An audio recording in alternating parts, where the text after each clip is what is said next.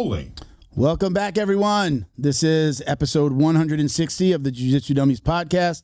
We are brought to you by Black Belt Digital Marketing. Anything you need to build your business on or offline.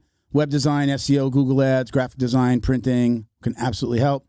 Check us out at Black Belt Digital Marketing on Instagram or our website, which is bbdigitalmarketing.com. You can actually use the tool right there at the top of the page and request a free review of your online presence today. My name is Milton Campus. I'm a black belt training out of Coral Springs, BJJ in Coral Springs, Florida. We got Christian behind the camera. Hey guys. Hi, Christian. How do you do? Hey. We got Bo over here. Bo's in house as well. Don't forget to like, comment, save, share. Click that subscribe button. We appreciate all the support. Once again, I should say, as always, we've got Coach Ben Stark joining us. Hi, everybody. Hey. Hi. And very excited to have two guests in the studio today. We've got Coach Josh? Is it Coach Josh Frye? Yeah. From he is the owner of the Grounds MMA in Bonita Springs, Florida, and he brought his brown belt, Brian Cathell. Cathell. Shit, I still fucked it up. He's a brown belt. Brian Cathell. Training at the Grounds as well. So welcome, gentlemen. Thank you for coming down, man. I appreciate it. Thanks for having us, man. Did you say you came down yesterday? Yeah, came in last night to avoid the Alligator Alley traffic this morning. Yeah. Yes, sir. Is that's I guess right, come down all the way down the West Coast, jump over? Yeah. Yep. So we're north of Naples, so we have to drive about an hour to get down to Naples and then across the alley. So about 2.5 hour, 3 hour drive. Yeah, not bad. You gotta go through like Yeehaw Junction. Yeah. Yeah. Is it not Everglades. depressing to see that old hotel is gone now? That No. spooky old thing on the even corner. It was this super old hotel from like kind of cowboy era. Really? It's been like dead for as long as I've lived in Florida, which was like 94. Yeah. But it was like this historic, haunted, like creepy hotel thing. I'm getting like Psycho vibes, like It was Psycho very movie cool. vibes. It was just a cool thing to drive by because it was like real historic Florida stuff. Yeah. And it looked like exactly what some of the stories were.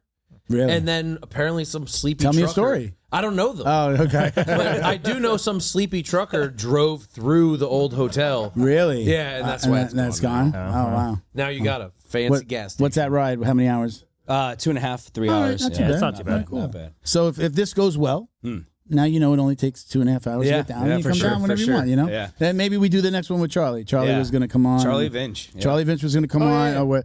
Well, apparently he invited himself on. Yeah. He's like, He's "Frog like, coming." Yeah. Josh told me he wants me to come on, and I was like, I don't we're remember ratting that. him out. Yeah, He's yeah. like, I didn't tell him to come on. He's a good dude, man. But I'm Charlie going for Vinch- he could have just talked to me. Yeah, Charlie Vinch. I already had him scheduled. Yeah. That's why I told him. I said, "Well, if you're going to come on, then let's push your date, or Yeah. let's move that date because it's like in 2 weeks he's coming on. Yeah. So it's a lot of Charlie for We're gonna 1 see month. after the you show. know? It's a lot of Charlie. It's We're like stopping by. Yeah. it's a Charlie Vinch March, you know. So I told him, let's move it. Yeah. He was like, no, keep mine. Okay, no worries. He could have still come He's on. special. I love Charlie. God bless him. Real quick, tell him what you got going on over there, Ben. Oh. We talked about it last episode, and I told you, bring your stuff, man. Yes, Why aren't sir. you? I love So- what you did with the Alligator. Thank you. So I'm a Cutman with the ICA, the International Cutman Association. I work for some of the bigger shows. That's an actual thing. Yeah. Are you the only cut man? No. I'm just Stitch, kidding.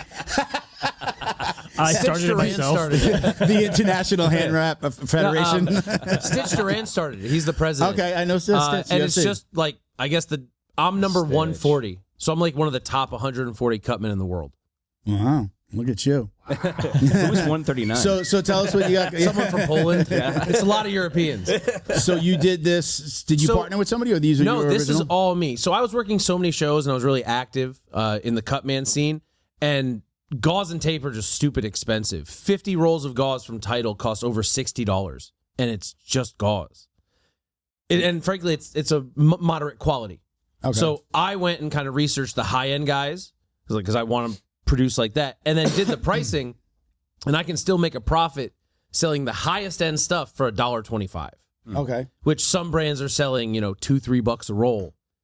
So I was like, well, screw that. Yeah. I'll just produce it for myself, so at least I can work on a lower note. But then I have so many buddies who are cutmen and so many friends who are coaches and gym owners. Why are they getting robbed paying more for lower quality than what I can move it for? So Inflation I just figured, is why real. not? Hey man, I respect the hustle, man. I'm glad that you brought it out. Anything Thanks. else you want to tell us about it? HammerJujitsuShop.com carries all my stuff. The fight rap is up there now. The fight tape just finished production. Pick up because we're not getting the alligator head in there. Nice. We got it. Florida man. Yeah. The tape just finished production, so hopefully I'll have it in the next 6 weeks or so. Brian, write and this then down. you'll have Fight rap. everything we need. Grounds gotta get it. What are you gonna build a website? Do all that good stuff? I'm trying to, because I already have a Shopify store. I don't have to have a second one. Yeah. If I can kind of split them into websites or just steer traffic from, like I own my domain, probably just send it to the store domain. If you want if you want the website name to gain value or equity, you got to do two separate sites. Yeah. You get in the beginning, like put that on your Shopify site, see how it goes, point the domain at it. Yeah. But it doesn't build SEO equity.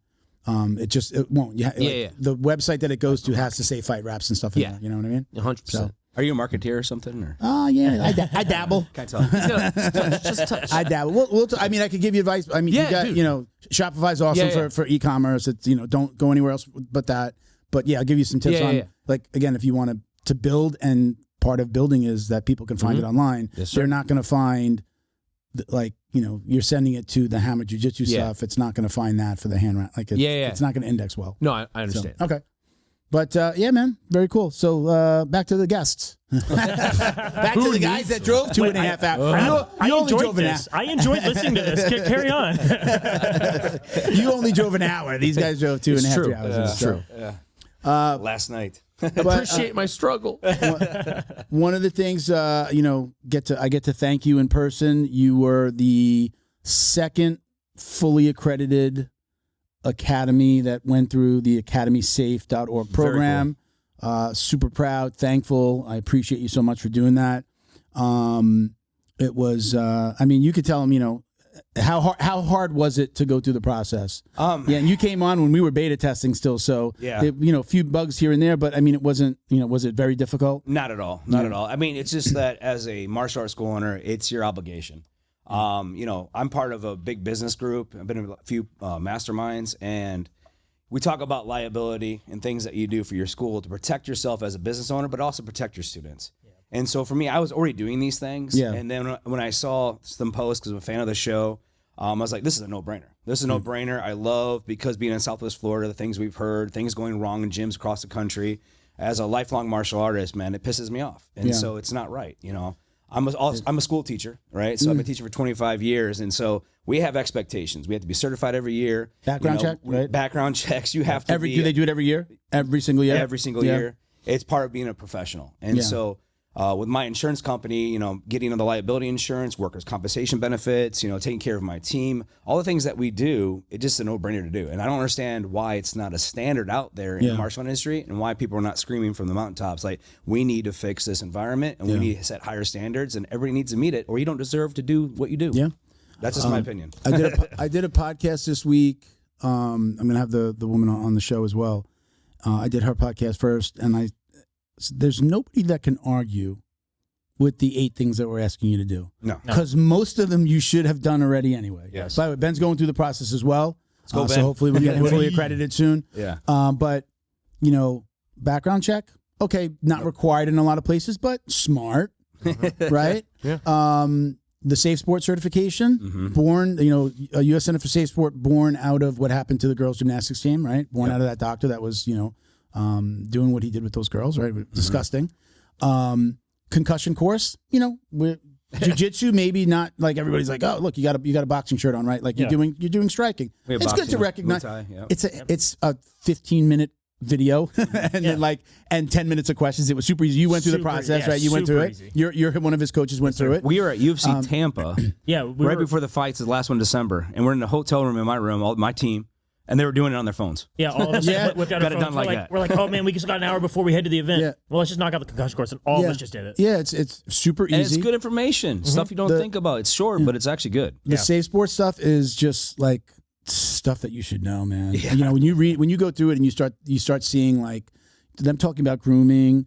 The one that really resonated with me, because what happened at my old school was like more with adults. It was just like the grooming of the parents. A coach is grooming the parent. Like they're grooming them in that they make them believe that they would never harm their child. Like, coach so-and-so? No way. Yeah. Like, but he has like befriended you, and maybe you're his You're his student, right? And you know, all these things start to happen, but it makes. I had never realized that was what was going on. Like in my school, it was more with it was an adult thing. It was adults to adults, so it was more morally wrong than anything illegal happening. Isn't that what happened on the West Coast? The coach would become friends with the kid, with the family. They'd go on vacations together. Yeah. Their kids were Yeah. I think that the girl might have been a babysitter for his kid. Like it's just it gets crazy. But that's the thing is like, oh, not this. He would never harm my child. So like recognizing that like, oh, you know, like a creeper is going to creep. A creeper is going to figure out a way. I don't know if I said this on the show as it relates to the safe sports stuff.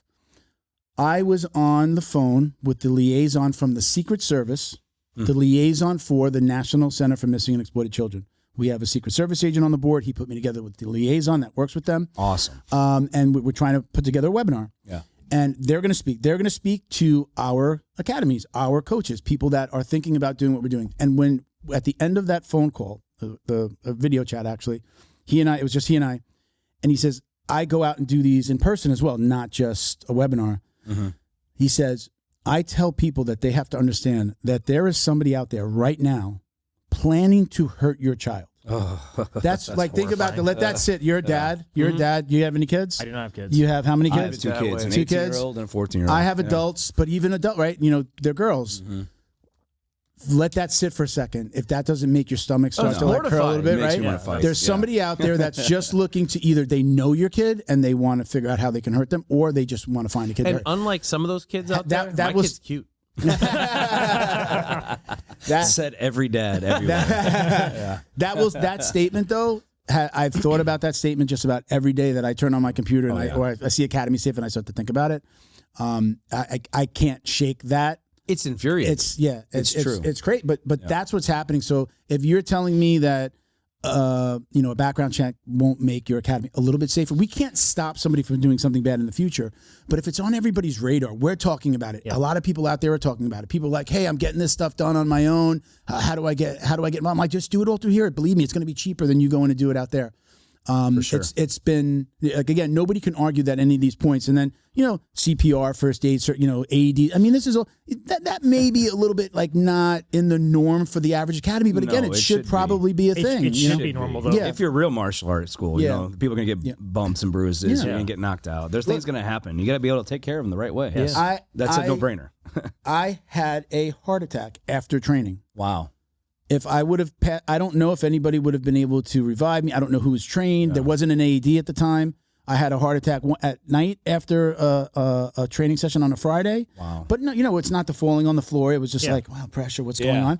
Come back again, and honestly thought I had to take a shit. Yeah. I thought I had to take a shit. Thought I was constipated. I went and had some acai after the class with some buddies, and I'm like, man, luckily I live really close. I'm like, guys, I'm going to take off. Didn't say why. Mm-hmm. I get home. I'm like, I took a shit and I had a shower, and I was great. Woke up in the morning, went to train, same thing.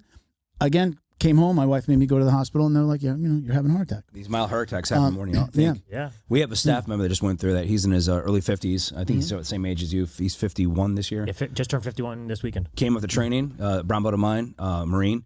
Came home, sat down on his bed. Next thing you know, he's like had the same chest feeling, the whole bit. And actually had some blood work done. Yeah, he had a mild heart attack. And you just don't know. It just feels like indigestion. Which just scares the shit out of me. Somebody knows. That's my EKG from the day of. This is my EKG from the day of. That little dip shows like this. Look at you. This is where we can see that there was, because that should be like a straight line across. Yeah. This one should match up with that. But they don't tell you you're having a heart attack. Yeah. They actually didn't say you're having a heart attack. They don't want you to have a heart attack. Exactly what Bo just said. I went in there. They take, it's like this one nurse does the EKG. Yeah. It was a guy. He leaves. He comes in with someone else. She looks at the thing, the computer. And they're just like, And then she leaves, and they come back with a doctor. Normal heart attack. So it's like somebody keeps on leaving, and then they bring in somebody else, and by the third person, it was the doctor. and when they it's were in close succession, you're like, See, that It's would only make been me 2 or more 3 nervous. minutes. I would rather them just tell me, because that would terrify me. Can I say though? Can I say that I was in such good spirits? Yeah. I was joking around. They wound up calling it. Like I was never in pain. Yeah. I was having discomfort. A big guy sits on your chest, right? Yeah. Got you in full mount. You know that pressure, or even a side control pressure. Mm-hmm. That's what it felt like. it just felt like pressure here. Like, why am I? Why? Man, I've really got gas today. Yeah, And really, indigestion. it felt like gas. You can't do It this really to did. me. Because now every time I have indigestion or like got a burp real bad, I'm gonna be like, I'm fucking dying. Yeah, you're dead, dude. Yeah. Like Red Fox. Remember Red Fox? He used to say, "I'm coming." What's the woman's name? I'm coming home to you. I think half the listeners didn't understand. Yeah, what they you don't just know. said. They're like, Red who? Unlock the power of your online presence with Black Belt Digital Marketing. Their reputation management program ensures your Google business profile seen by more potential customers. Black Belt Digital Marketing is your full-service digital marketing agency specializing in local SEO and reputation management. Boost your business today. Visit bbdigitalmarketing.com. Your success is their priority. Miss your morning routine, Biopro.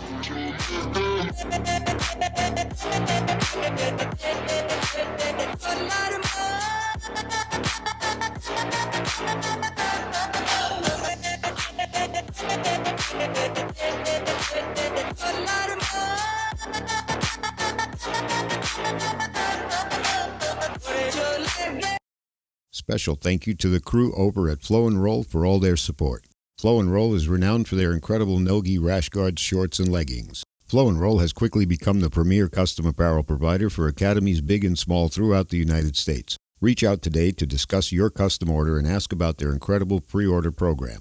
You can send an email to flowandroll@gmail.com or visit their Instagram at flow_n_roll and shoot them a direct message. And yes, they can create an awesome custom gi for your academy as well.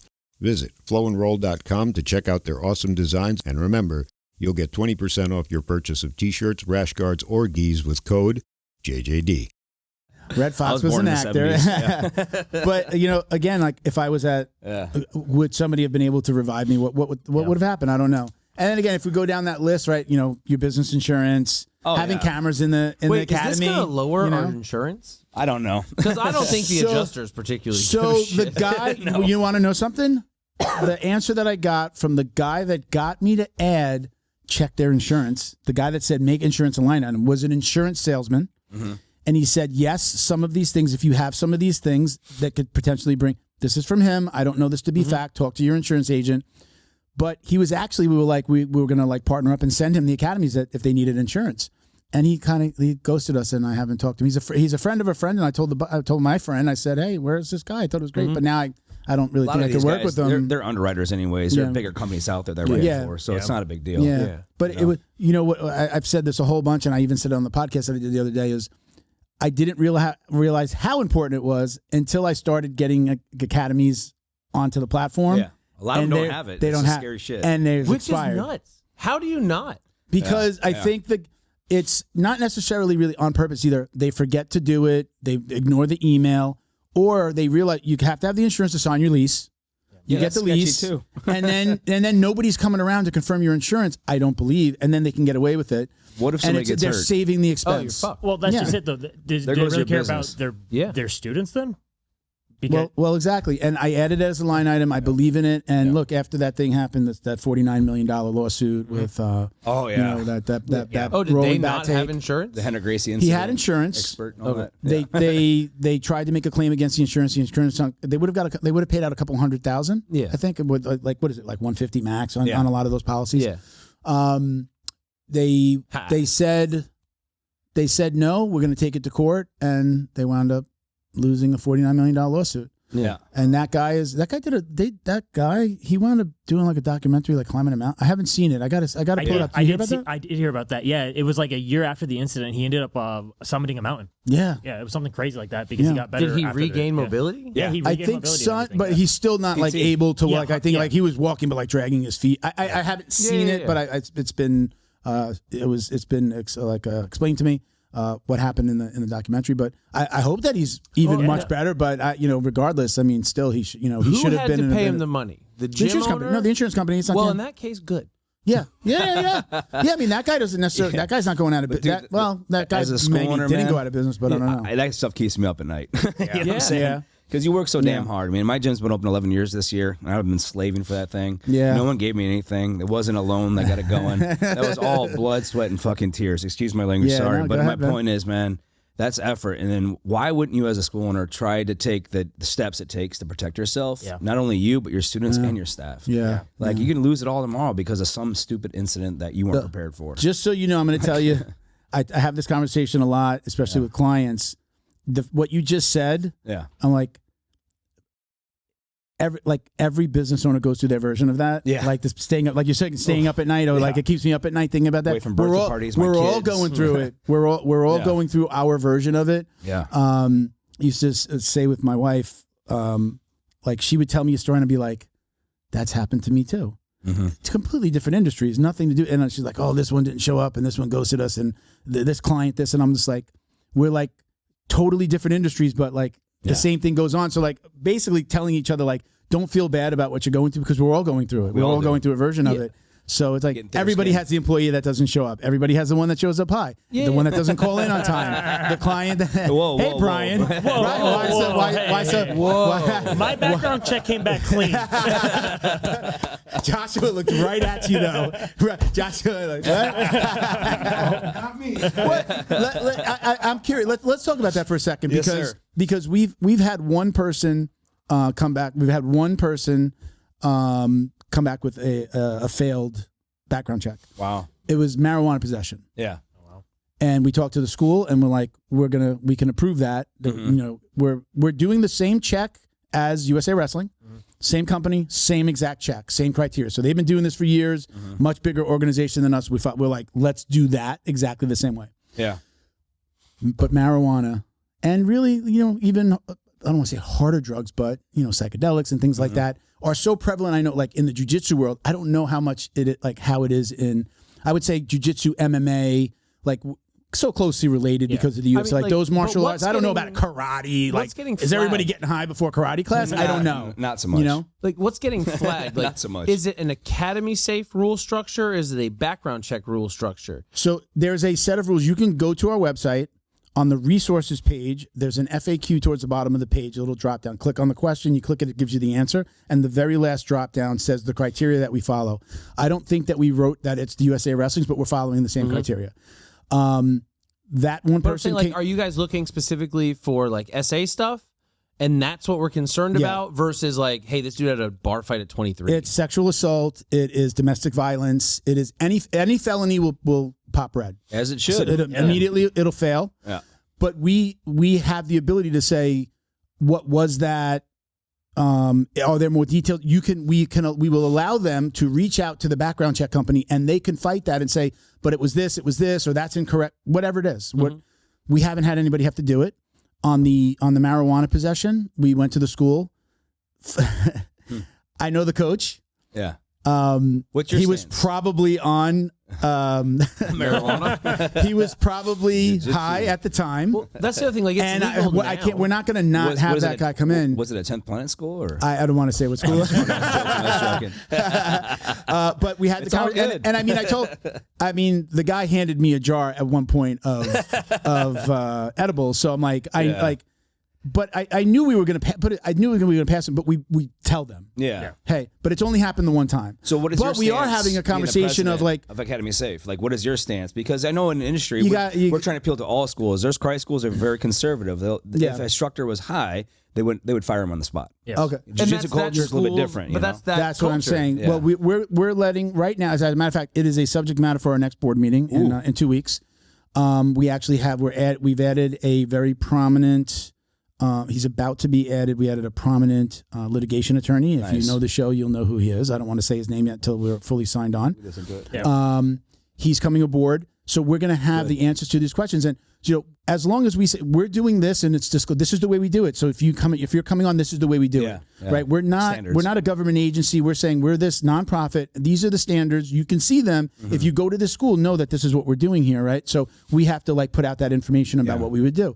I would go back though. What do you think about that? What do you think about if one of your coaches would have popped? Nobody did. Everybody passed their background check. Substance abuse. If somebody would have popped red on marijuana, child abuse, versus pedophilia, versus felonies for abuse. For me as a school owner, I think what you do in your spare time for your vices, and in the state of Florida, it's medical. You're allowed to have the medical card, and if you have a bad back problem or you have some PTSD, yes, do what you got to do. But if you're in my business and you're teaching others, you need to be clear-headed for that class. I mean, I expect my guys to be not under a substance when they're teaching at my gym. 100%. And I have a staff of 5 people, so when they're teaching, do your best. You're working with kids, youth, adult, you got to be on awareness. You have to be on your top game, and you can't be on your top game if you're smoking or if I you're would drunk, definitely say if you're doing the kids class, I would even say that again. I'm training going on 12 years. Yeah.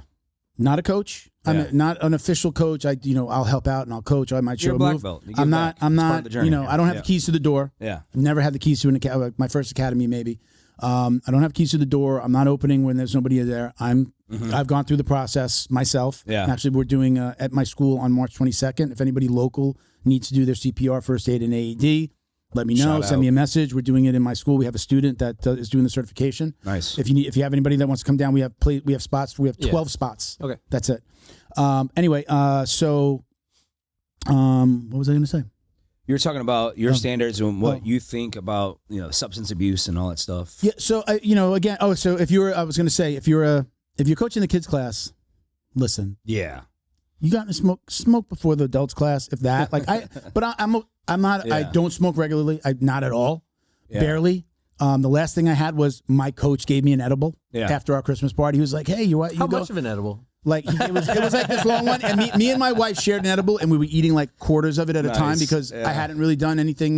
The last edible I had was like a freaking little one, something really small that Bo gave me. He gave me a brownie, and I'm like, all that happened was my ears were ringing really loud. Dive deep, man. Yeah, but that's the thing is, I don't think it's that bad. I think just smoking marijuana. Like, I've never trained high.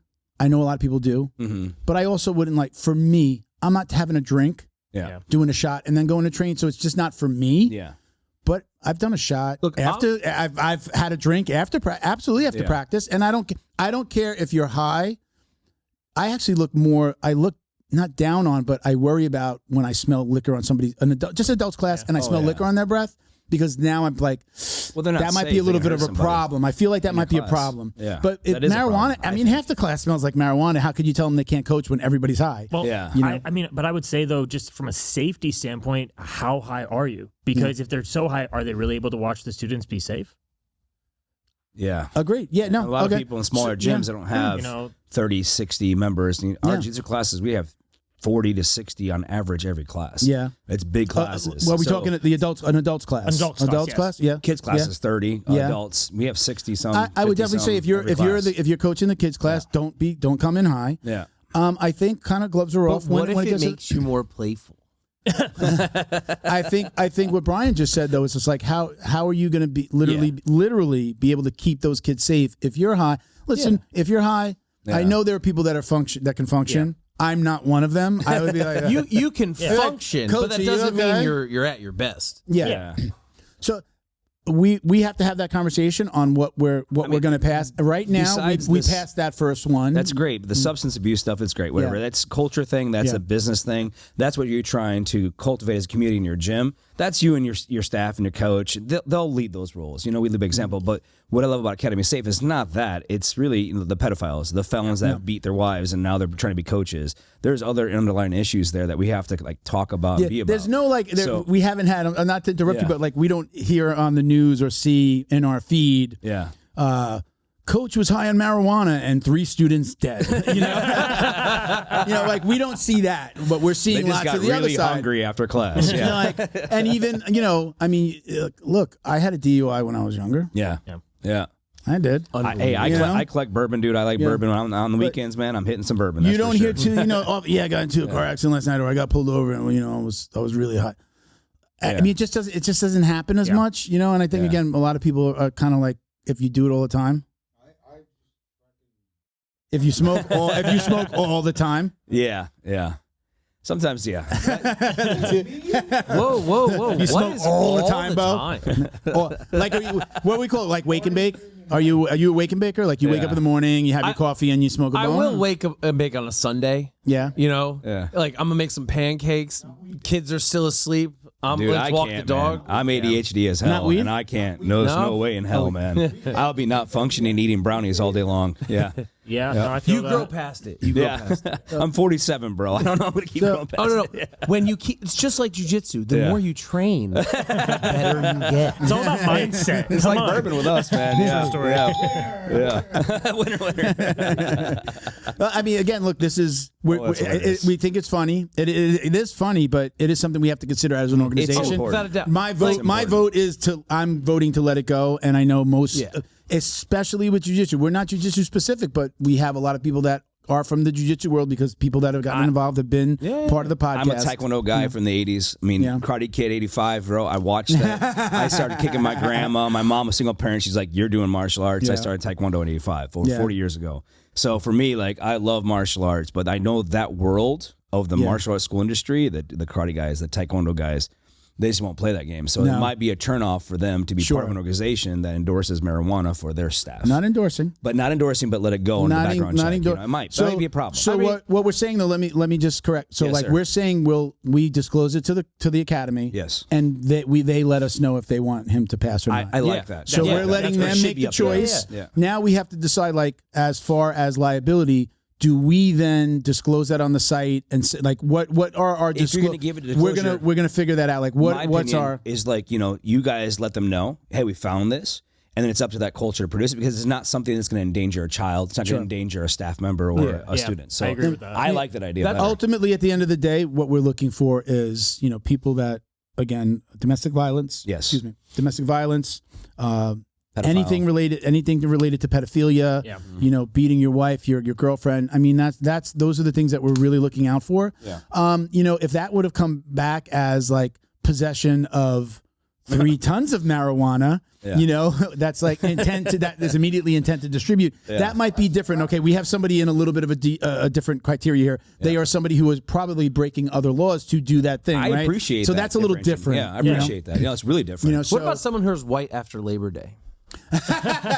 I mean, you're immediately Well, they off the obviously side. didn't pass You're the out. check. Unbelievable. So I mean, I think the moral story is Academy is Safe is something very important. I think it's something that you guys, if you're a martial arts school owner, listen to this podcast, why aren't you taking the steps to do that? Yeah. What does it say about your facility and you as a coach? If nothing else, a parent can walk in the door and then go, and you'll have your sticker on the window It's or cool on sticker. your wall, and just go, oh, by the way, we are an Academy Safe certified facility. Oh, what's that? And then you can go, oh, everyone here is background checked. It's part of our. It's part of our tour. So It Brian's should my manager. 100%. It's a huge selling point. Oh, 100%. I do the tour in our school because I'm the manager there. So at the Grounds, I walk them to the sticker and I go, yeah, we're Academy Safe. We're one of the first 5 Academy Safe schools. And then they go, oh, they kind of look at me weird. I'm like, oh, let me go and explain. I tell them all the things. They're like, oh, that's awesome.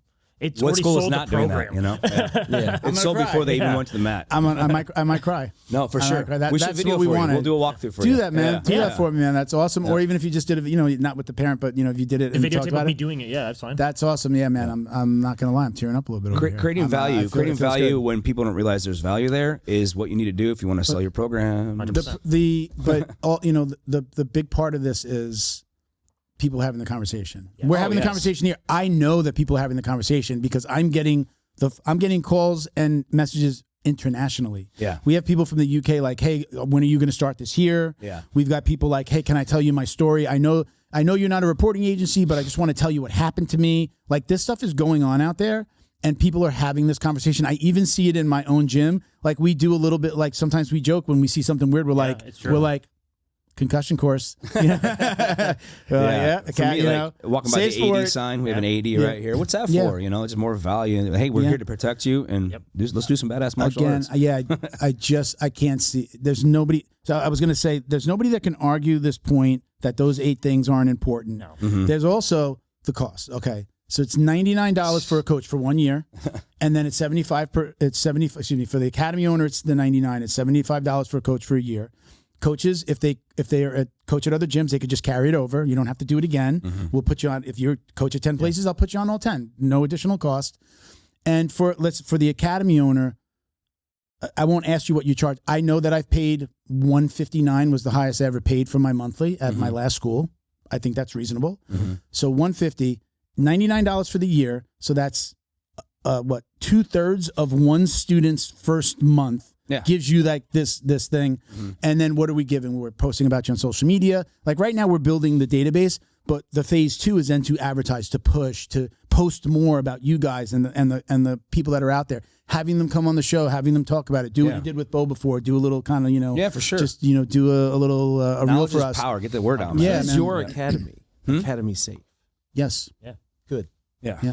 I'm good. We're literally Profound, man. we're That was getting really there. profound, man. Yeah. I like that, though. Hey, let me do some shout outs. I'm gonna just shout out some of our sponsors. So just bear with me, guys, and then we're gonna dig into both your backgrounds and where you started and all that stuff. good.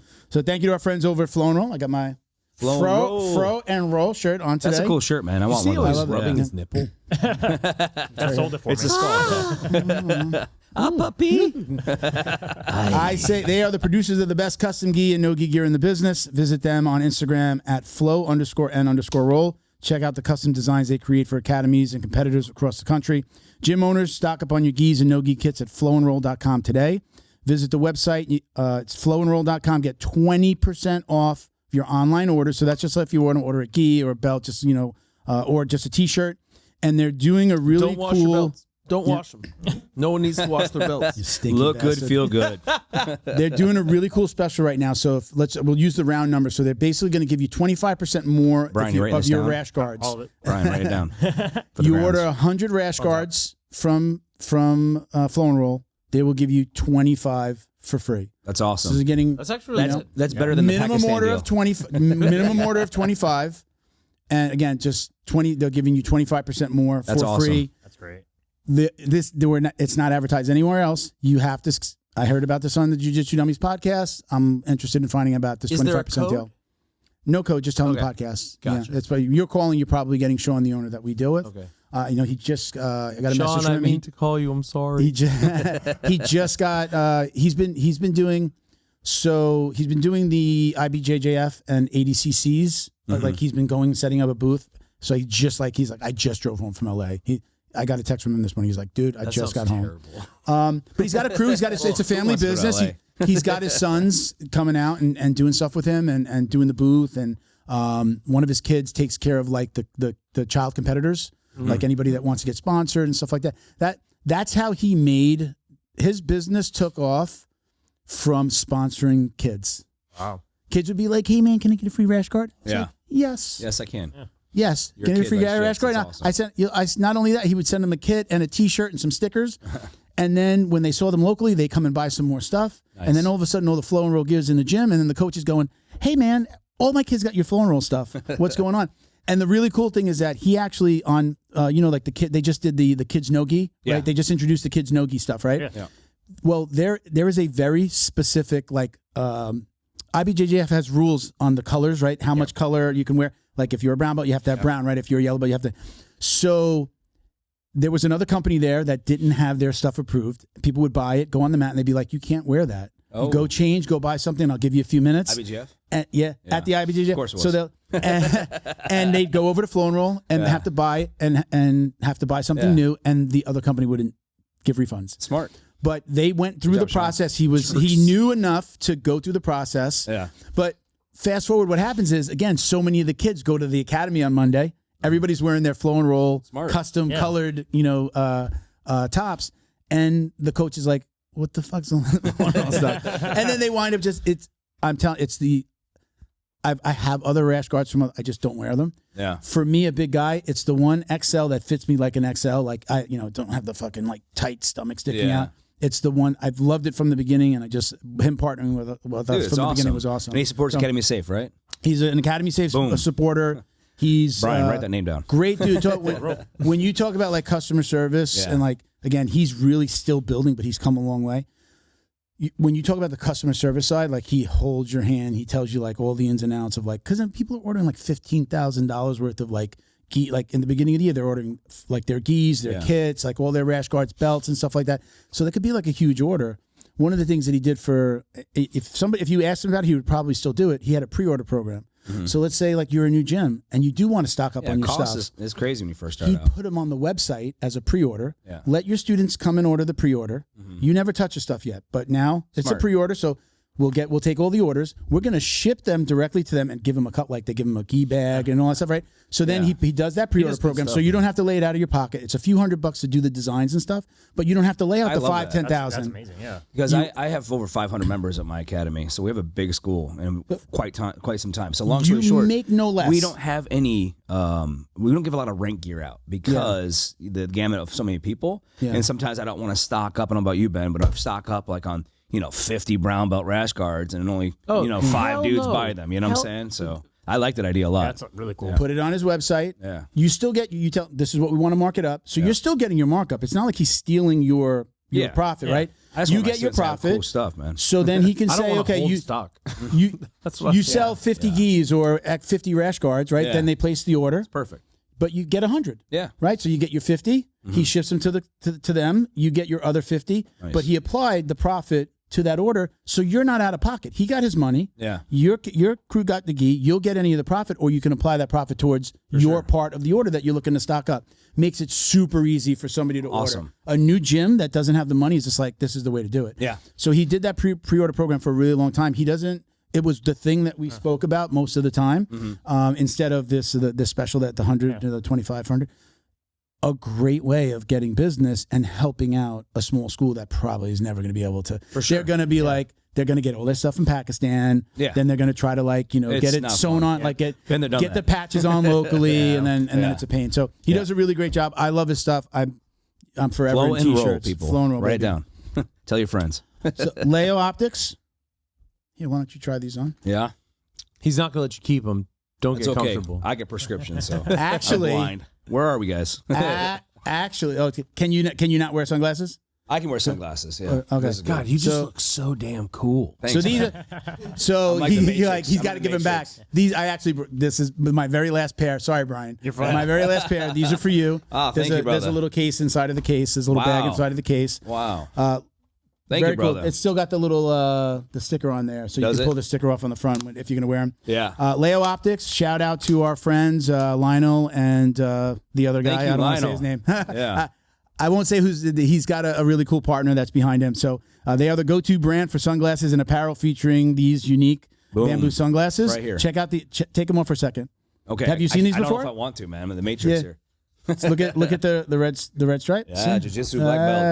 Hey. Hey. Born in Southern California, their products embody the BJJ lifestyle that we all know and love. So visit Leheal Optics and use code JJD for 10% off your order. They are supporters of Academy Safe as Those are well. nice. So All right, Brian, give him back. very cool. He gave us a whole bunch of sunglasses to give out at a seminar that we did. So we've had, if it's ever something that you guys want to do, we've had a lot of the academies, Lionheart out in Colorado and Grounds, not the Grounds in Colorado. Yeah. They're doing a seminar this weekend. Trademark infringement. And they are raising money. We set up a GoFundMe. They send their students there. They're doing a seminar, and they did it in to benefit Academy Safe, which was really cool. Very they had cool. come down.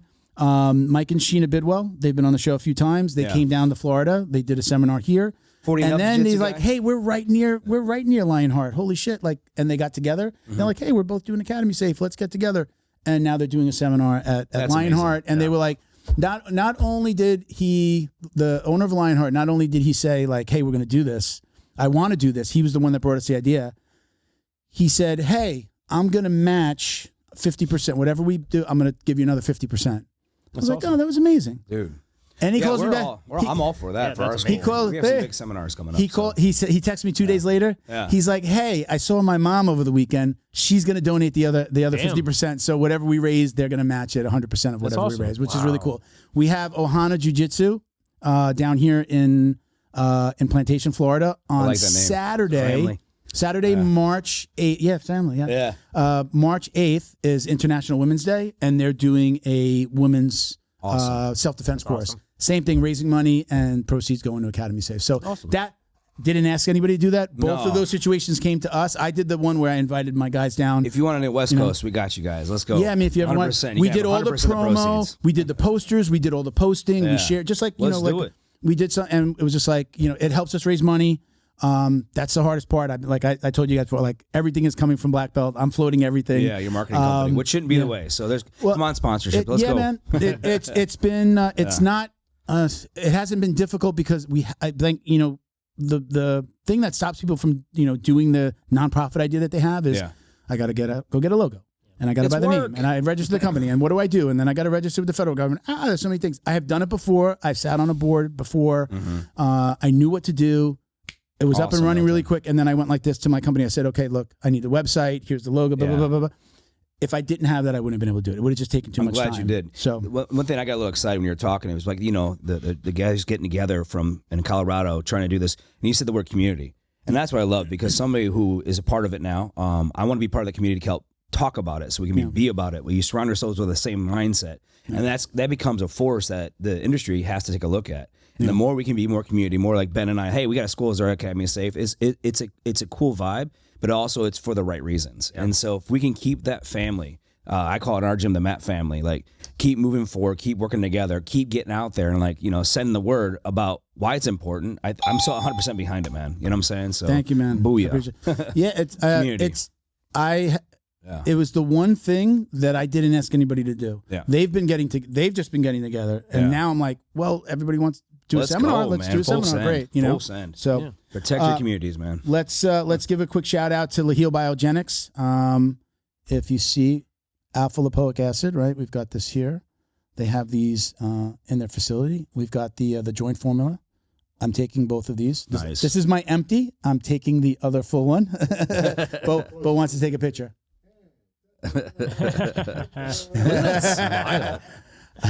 I know my.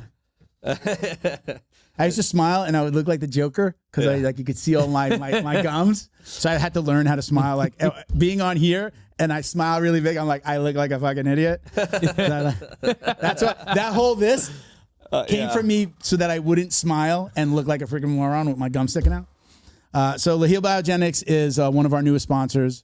Very cool. Nathan and Stacy have been amazing. I'm going to be going up and getting a little treatment. A little of this and a little of this and a little of that. I'm going to get some of this. I'm going to get some of that. I don't have to go to Mexico. Hi, puppy. So rolling every day is tough on the body, but pain doesn't have to hold you back. At Leheal Biogenix, they empower jiu-jitsu practitioners like all of us here to recover faster, train harder, and achieve peak performance with the power of regenerative medicine. They're helping athletes stay on the mat and staying on top of their game. They've got like a really cool roster of people. Bo, I got to talk to you about this. Bo's coming out with me. He's going to take some video of me getting treated. Nice. There's you have a fight that night. Is it a combat night? I'll be in Kissimmee, yeah. Yeah, they want us to. They invited me to go. They're like, hey, we can go after. But I'm just like, I don't know about I hadn't planned on staying over. I thought I was going to run up and come back. So we got to talk. You don't have any little kids. If we stay over, we can you don't got no little kids. Your kids are grown up. Well, go to Kissimmee. Bo's wife might. The night that we're going up, the day that we're going up, April 5th, when we're going to Leheal, there is a fight in for Kissimmee. combat that the organization he commentates for in Kissimmee, right by Orlando, right? He is there's a fight that night. Yes, so they sir. said, hey, one of our sponsored athletes is going to be fighting that night. We're going to watch him. So they invited us. I said it would be really cool, and I said I got to talk to Bo. I don't know. I don't know if Bo. Do you have a mobile podcast? I don't know if Bo can get his permission slip filled out. I know. Well, then Bo. I'm just kidding. Well, so then Bo can go home. Bo's married, by the way. Also, that's what he said. Also, I'm a little. I'm like me. I don't do. Do I get it?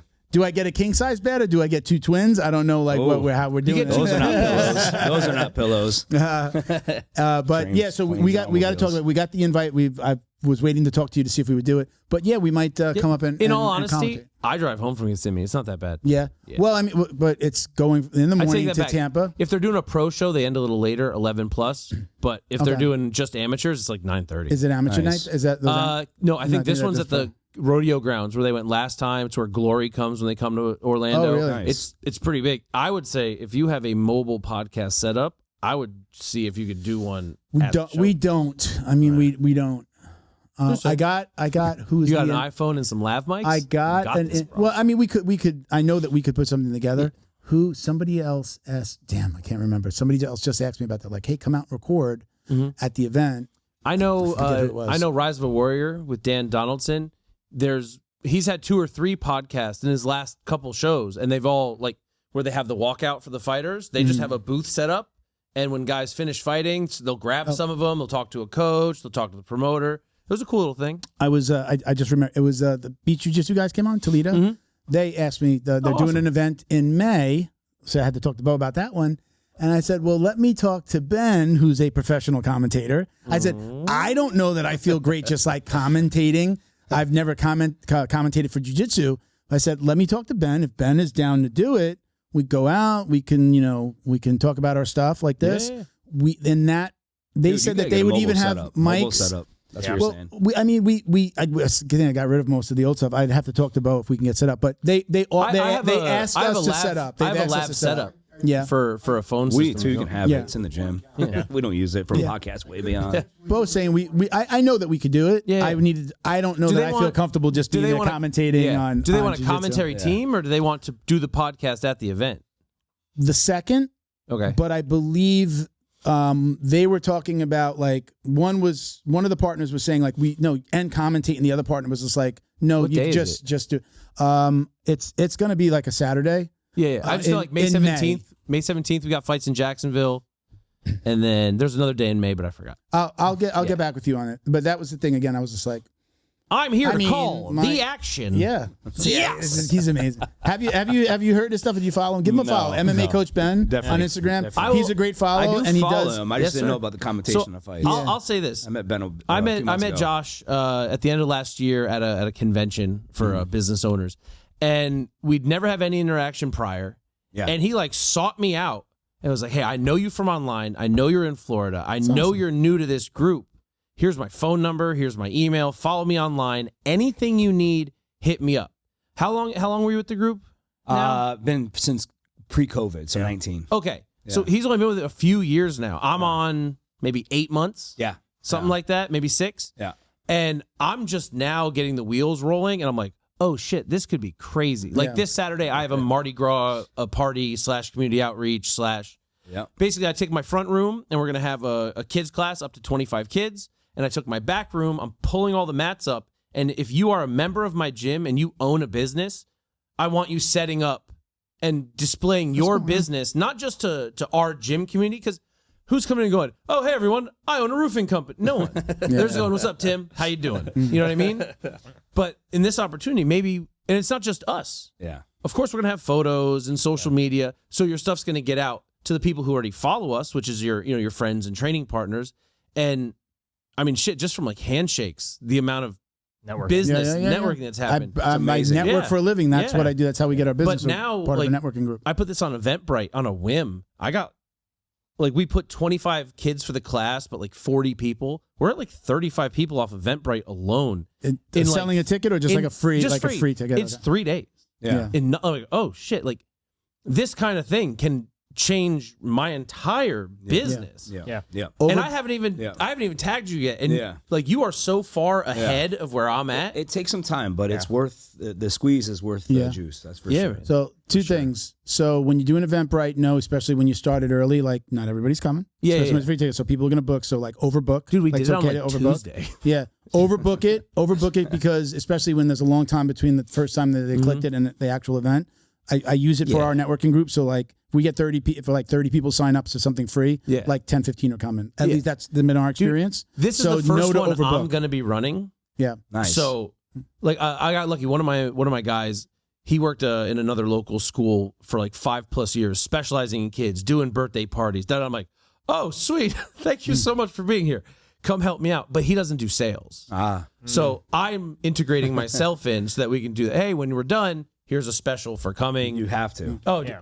Right, Brian? So, preach it, Brian. 100%. Yeah. We did my daughter's birthday party to try out birthday parties. Yeah. We ended up with over 80 people. Nice. Now, unfortunately, more than half live in like Weston and Broward and Miami. Yeah. But like we had 40 kids on our mat. Yeah. And which is how we found out that our 4 to 6 year olds class was an hour too early for anyone to come in. Yeah. Because we had 30 people that were like, I'll sign up today. And we're like, hell yeah. And they're like, 4:30. Ugh. So like, As of March 1st. But there's we've changed it, there's you know? 1,000 more families in your area that will do 4:30. Yeah. Where You know what are I'm saying? they? So you gotta I've got help build it. 120 adults and like 16 kids. Can I say? Color So- systems will help with that for Yeah, sure. So you said you started that out was talking about how much of a nice guy he and was. approached me, gave me all his contact information. Call me, reach out to me. I will help you with whatever I can. Yeah. And I was like, This group is an amazing group. Yeah. They've been in industry for a long time, but us jiu-jitsu MMA people, like I want them to show the value because they're like, I'm not a taekwondo guy. I'm not a karate guy. So- Bro, they figured that stuff out a long time ago.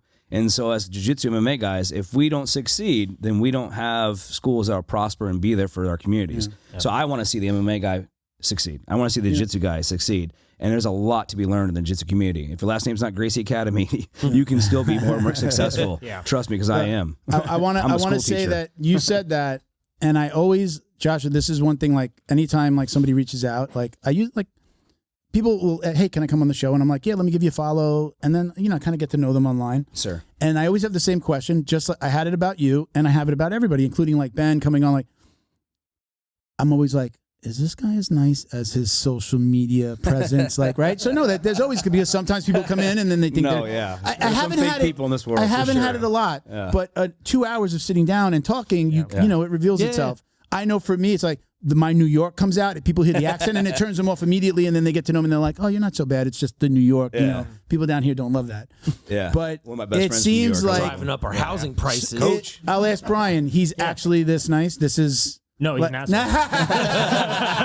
He's the worst. I just lobbed that over the plate for you. He really did. He set it up, man. The fact that he said that, the fact that he said that, I was right there. I'm like, is this guy really this fucking nice? Yeah, Is this he like really a nice is. guy? Yeah. And it seems like I'm just trying to in the feel time lay that of we're the land. here. I'm not beating myself 100% right now, but definitely, I'm not a fake person. Can I that's for say sure. something Sure, about that? man. Actually, so I'm 33 this month. I've known Josh since I was 11, and I didn't groom him. No. Okay, be safe. no, he was groomed for a job. I was hoping nobody was going to go there on that one. I will. He did it Sorry. to himself. we all had an 11-year-old joke like loading. But he was my 6th grade math teacher, and I wouldn't be with him this long if he wasn't a good dude.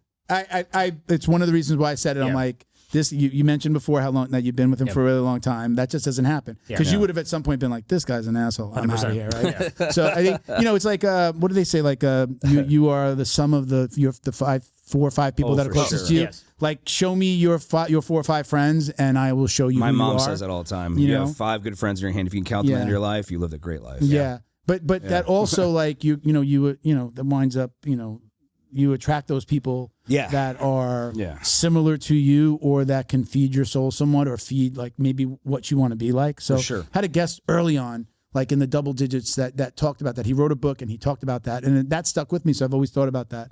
Yeah. But I see you complimenting him, me having spoken to him having done Academy Safe. I'm like, man, this guy's probably an asshole. Like, yeah, it's just like I like when I meet somebody and then it's just like also like I think it was I don't care about politics. I'm just saying. I think it was Michelle Obama one of the Obamas said, believe somebody when they tell you who they are. I think it was Michelle Obama said that. That was DMX. that was 100% DMX. Yeah. No, what did he say? He's like, We talk about his trust. What was it? Trust a thief to be a thief. Yeah. Trust a snitch to be a snitch. Trust a snake to be a snake. DMX. Trust them to be exactly who they are. Yeah. Wow. Yeah. That's one deep, bro. There you go. So for me, like we talk about this all the time. I'll continue to quote Michelle Obama though on that one. Oh yeah. Like DMX said. This is great. I love the DMX. For me, that's like we talk about this all the time with Brian and I, because my job now has been an academy owner for over a decade is trying to transition and empower my team, not my students, just on the mat. So I've changed positions, which is hard for me because I love being on the mats. I love teaching. So long story short, it's like we talk about behavior is a language. Yeah. And so for me, that's a huge one for me. So your behavior speaks volumes. You can say all you want, but your behavior is a language. We live by that as a team. So we talk about, you said this one thing, but did you show up? Behavior is language. You say one thing or another. So my behavior is how I treat people, is how I want to be treated, man. Sure. Like I love people. And so if you're not authentic, if you're not being real, you can smell through that. Yes. Behavior is language. Hey, let me finish my shout outs and then I want to dive into, you've talked a lot about these organizations and I'm so into the business. I know a little side of about things. business martial arts. I grew up in it. So again, we were talking about Leheal Biogenix. Let me start over. I'm going to say rolling every day is tough on the body, but pain doesn't have to hold you back. At Leheal Biogenix, they empower jiu-jitsu practitioners like you to recover faster, train harder, and achieve peak performance with the power of regenerative medicine. And they're helping athletes stay on the mats and on top of their game. If you are not local to Leheal, which they have locations in Lakeland, Brandon, and South Tampa in Florida, if you're not local, it's not a problem. You can schedule a telephone consult. The process is super easy, and you can even get a same-day treatment. Okay, so they treat hundreds of professional and amateur warriors. Again, they're inviting us up to go see a fight for one of their guys. Leheal Biogenix has truly become the go-to resource for the fighting community. And when it comes to recovery and healing, I mean, there's nobody that can match what they're doing here. You do not have to go to Mexico to get stem cell treatments. Talk to them, find out what you can be doing. Okay, don't let pain or injuries hold you back. Schedule your free in-person or telemedicine consultation today at Leheal.com. That's Leheal.com. And let them help you get back to doing what you love. Mention the podcast, just like Flow and Roll before. Mention the podcast, mention Jiu-Jitsu Dummies, and you get 20% off your first treatment. Not too bad. Woohoo! Okay? It's actually really good. 20% hefty. Since we've been talking a ton about Academy Safe, I won't do my whole long shout out for Academy Safe, but check us out at academysafe.org. Have you heard of this? I have never heard of What it. is Academy Safe? Yeah. So let's talk about, I belong to a business group for just like-minded business professionals. Every industry is represented by one person that you meet every week, and you share referrals, and that's it. You're a member of the group.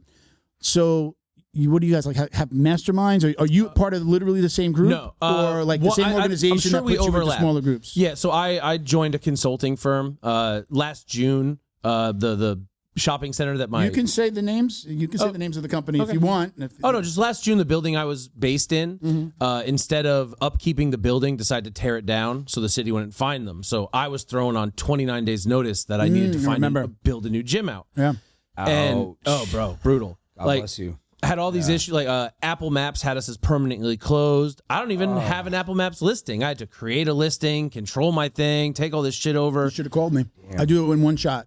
55 directories built out in 2 minutes. Black Belt Marketing. Let me know if you still need. We'll talk. Yeah, definitely. There's some things that I could do that maybe your other companies aren't doing. That is just give you a little help you out. I would love it, but it started a bit of a downward trend. Like our website hit. Like we used to get 30 to 40 leads. We'd get 15 or so trials, then 9 or 10 signups in any given month. And that shit went to 3, 4. And I'm like, what's going on? Because Brian, take a deep breath. We have a bustling crew. Like the inside of the gym, fantastic. Yeah, Didn't culture's lose any everything. heads. Everything was awesome, but they just weren't coming in. Yeah. And then rent triples when you got to move That's all of the a sudden. lifeline of a gym, man. Yeah. I feel you, brother. Bro, it was rough. So I'm God like, bless what you. else am I going to do? So from June, July, August, I'm like, fuck it. I've been friends with Jason Patino for over a decade, and He's the he's man. one of the main consultants. But he'd always just been helping. Is that part of Maya? Is that Yeah. thing Yeah. part? Yeah, That's yeah. So what we're part of talking about, the Maya? group Yeah. we're talking about is Maya, Martial Art Industry Association. So they've been around since I was in the 80s. 30 the years martial arts. almost, yeah. Yeah, and it's changed a lot. The last few years, if you were in the past, those listening, if you're a martial arts school owner, it's changed a lot in the last 5 years. Since post-COVID, man, it has been amazing. So I just want to give a shout out to my peeps. But so through that, my big thing, I always had adults, never kids. And the lifeline of most gyms is kids. So my thing was just backwards. And there's I have no explanation for it. No explanation for doing it that way. You just thought to do it that way. That's just how it happened. Yeah. When I would run ads specifically for kids, build the kids program, blah, blah, blah, blah. I got their older brothers, I got their uncles, I got their dads. No particular reason. It's just 10 years. It's just how it's been. And I'm like, okay, run with it. Whatever. Whoever's coming in is coming in. Yeah. But now I'm kind of almost maxed out on space. I got a 1,200 square foot mat with 35 adults on it. That's it. It's time for a schedule change. I know so not having owned a school, but discussing marketing with my last coach. The focus was the kids program. You get the kids on the mat. Mom and dad are picking them up or waiting. And then the coaches are like, hey, why don't you come to the adults class, right? So you get the kid and then you get the parents. And my school, we were notorious for that. Not notorious in a bad way in that regard. Notorious for, it was all the kids from the kids class were all hanging out playing while their parents did their hour. So the parents waited for the kids waited for the parent. And we would, weekends, our open mats, we called it family over mat. Which is the Because vibe it was I was so going many for. people. It's what I always wanted. especially now that I have a kid, she's coming with me to open mat. Yeah. If there's other kids, She's gonna be it's trained. good. Yeah. My kid You grew know? up on the mats. It's the best. Yeah, but like it's just not who was coming through the door. So now I'm like, well, let's say in my current space, because I'm locked in on a lease now, I'm pretty full on adults, but I've got room for kids. Yeah. How many square feet is your facility? 3,000. 3,000. So you have. I got one room, 2,000. I got a second room, I 1,000. think I've seen online, watch Yeah. your social. All of I that. split. I New got a spot. striking You just room. moved your spot, right? Yeah, in June. Yeah, so that's beautiful, dude. 3,000 square feet. People are like, I want a 10,000 square foot facility. You don't need it. To be honest with you, you can run a successful school with 500 to 700 students in a 3,000 square foot Charlie facility. Vitch sent a question on our questions post. Yeah, He was yeah. just like, Charlie. Good old Charlie. he said he goes, how do you get 500 students like Coach? That's what I'm Frye. saying. Yeah. You give them It's free tuition, and they come in and sign up, so you save a lot of members. Yeah. So wait, so your Instagram is Coach Fried. Fried. Yeah, Okay, I just F-R-Y-E-D. realizing that there's a D at the end. Yeah, Fried. fried. So My yeah, last name's Fry, so we do the fried. I don't know, something stupid. I just kind of realized now. Trying to like, get with the fried, young does groups, that you mean know? fried? so you have one location with 500 Yes. and 500 students at that location, yeah, we kids and fluctuate adults. from 500 to 550. You have a pretty Okay. large location, though. Yeah, so I say don't get a large location, but I know what I know But if you now, have 500 students, like you can afford a large location. for sure, it's just not really about mat space. It's about schedule and what. I'm gonna stop right now because I'm trying to listen to you guys talk in band, but I have I want to say this, I want to say this, and I'm not interjecting. But at the end of the day, it's like if it's not, you say you have adults, right? Then effing go with adults. And Yeah. pack it up with adults because you like it. That's the culture you teach. That's what people like. Kids are great too. I want kids too. And I just always had a small kid program. My kid program is my smallest right now. I have mainly 75% adults in my gym. And so, and they're always fighters. Some are, some wannabes, and some, everyday people. So at the end of the day, it's about schedule, number one. Number two, 3,000 square foot is really all you need if you schedule it right. Go back on. What do you mean it's about schedule? Just like So basically, you break up classes in ways that are beginner, intermediate, advanced, and you think about it differently. Don't think about jiu-jitsu gi class today. It's going to be fundamental class. It's an hour long. You're in kimonos. All right, cool. How about what's when we can segregate that for a different time spot where they're not so packed? So let's segregate by skill, not about so like 5 just o'clock one class. is intermediate, 6 Yeah. o'clock is Yeah. advanced. Okay, all right, all right. And if you can get like Most schools it's just like 7 o'clock. It's Because it's the gi adult class, yeah. because Yeah, they and never everybody- had these okay. pains yet. They haven't learned how to situationally. That's also a mat organize. space issue as well. You got to have the space to facilitate that. Like I'm Yeah. running adults 6, 7, 8. We close at 9. Yeah, And I run 2 rooms most nights of the week. you got 2 mats. Yeah. Dude, you can easily do it. I want to. Well, we need to sit down and talk, Yeah, man. Let's just talk, man. Because Patino said the same thing.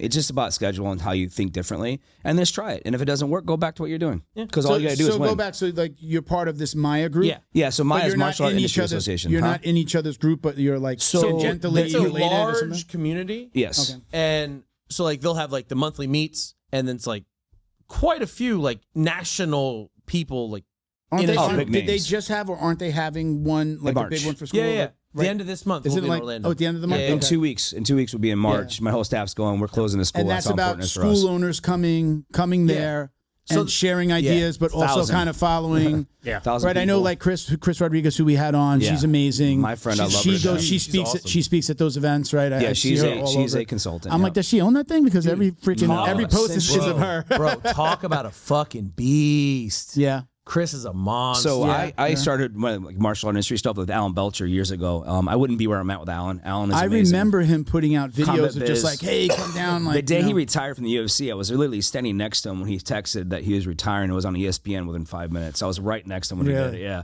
Alan's been a great friend. I would not be the level when I first opened my school. So I was a traditional martial art guy. I worked for traditional martial art schools, and I stopped, went to college, became a teacher.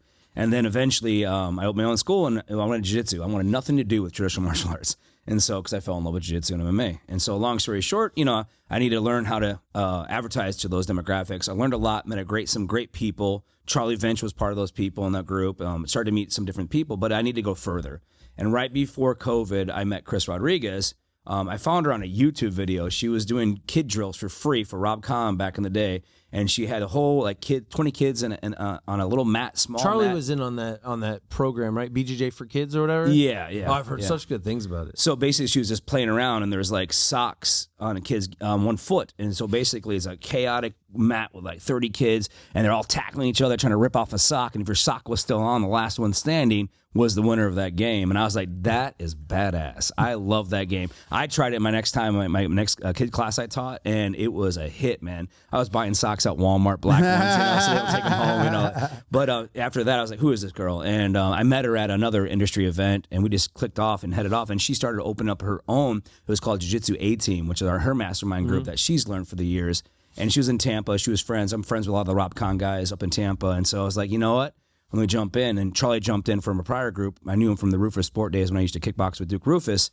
And I was like, from some events we've done. And we jumped in, and it was a small group of 12 people. And every one of those schools that she had an impact on, it was just us. This was before Maya. And we just grew. All our schools grew. I've heard this story from like a good handful of people about working with her groups or working with the because it's like the Rob Con clique. It's like 5 or 6 of his black belts. Yeah. And all of their gyms are just gangbusters. For sure. Yeah. And I think they're all great gyms, but Chris Rodriguez, it's another level. It's even beyond some so of like those gyms. we're talking about like Matt Arroyo's in that mix too, right? Matt? He's part of the group. Yeah, Matt's great people, man. Gracie Pack was Chris Rodriguez. She sold. Yep. You guys, the Grounds. Yep. Gracie Tampa North, Gracie Tampa South, Gracie Tampa. The Apollos? They're not part of it. The original A-Team was a small group that was part of the Gracie Tampa network. Robbie D, Matt Arroyo, myself. We weren't. I wasn't not a Rob Con guy. We're Carlson Gracie team, but definitely in that network. That was that core group. And there's some other people from New York. Joe Lazan. Joe Lazan, UFC is part of it. It was cool to hang out with him and do these training events. He's a savage, man. And then. So that's that small group. Eventually, she was doing so much. Chris blew up so much that she disbanded the group. We still have the group. They're in together. Then she's like, everything we do here, it's Maya Systems. So why don't you jump on Maya? And that was in 2019, 2020, right after COVID.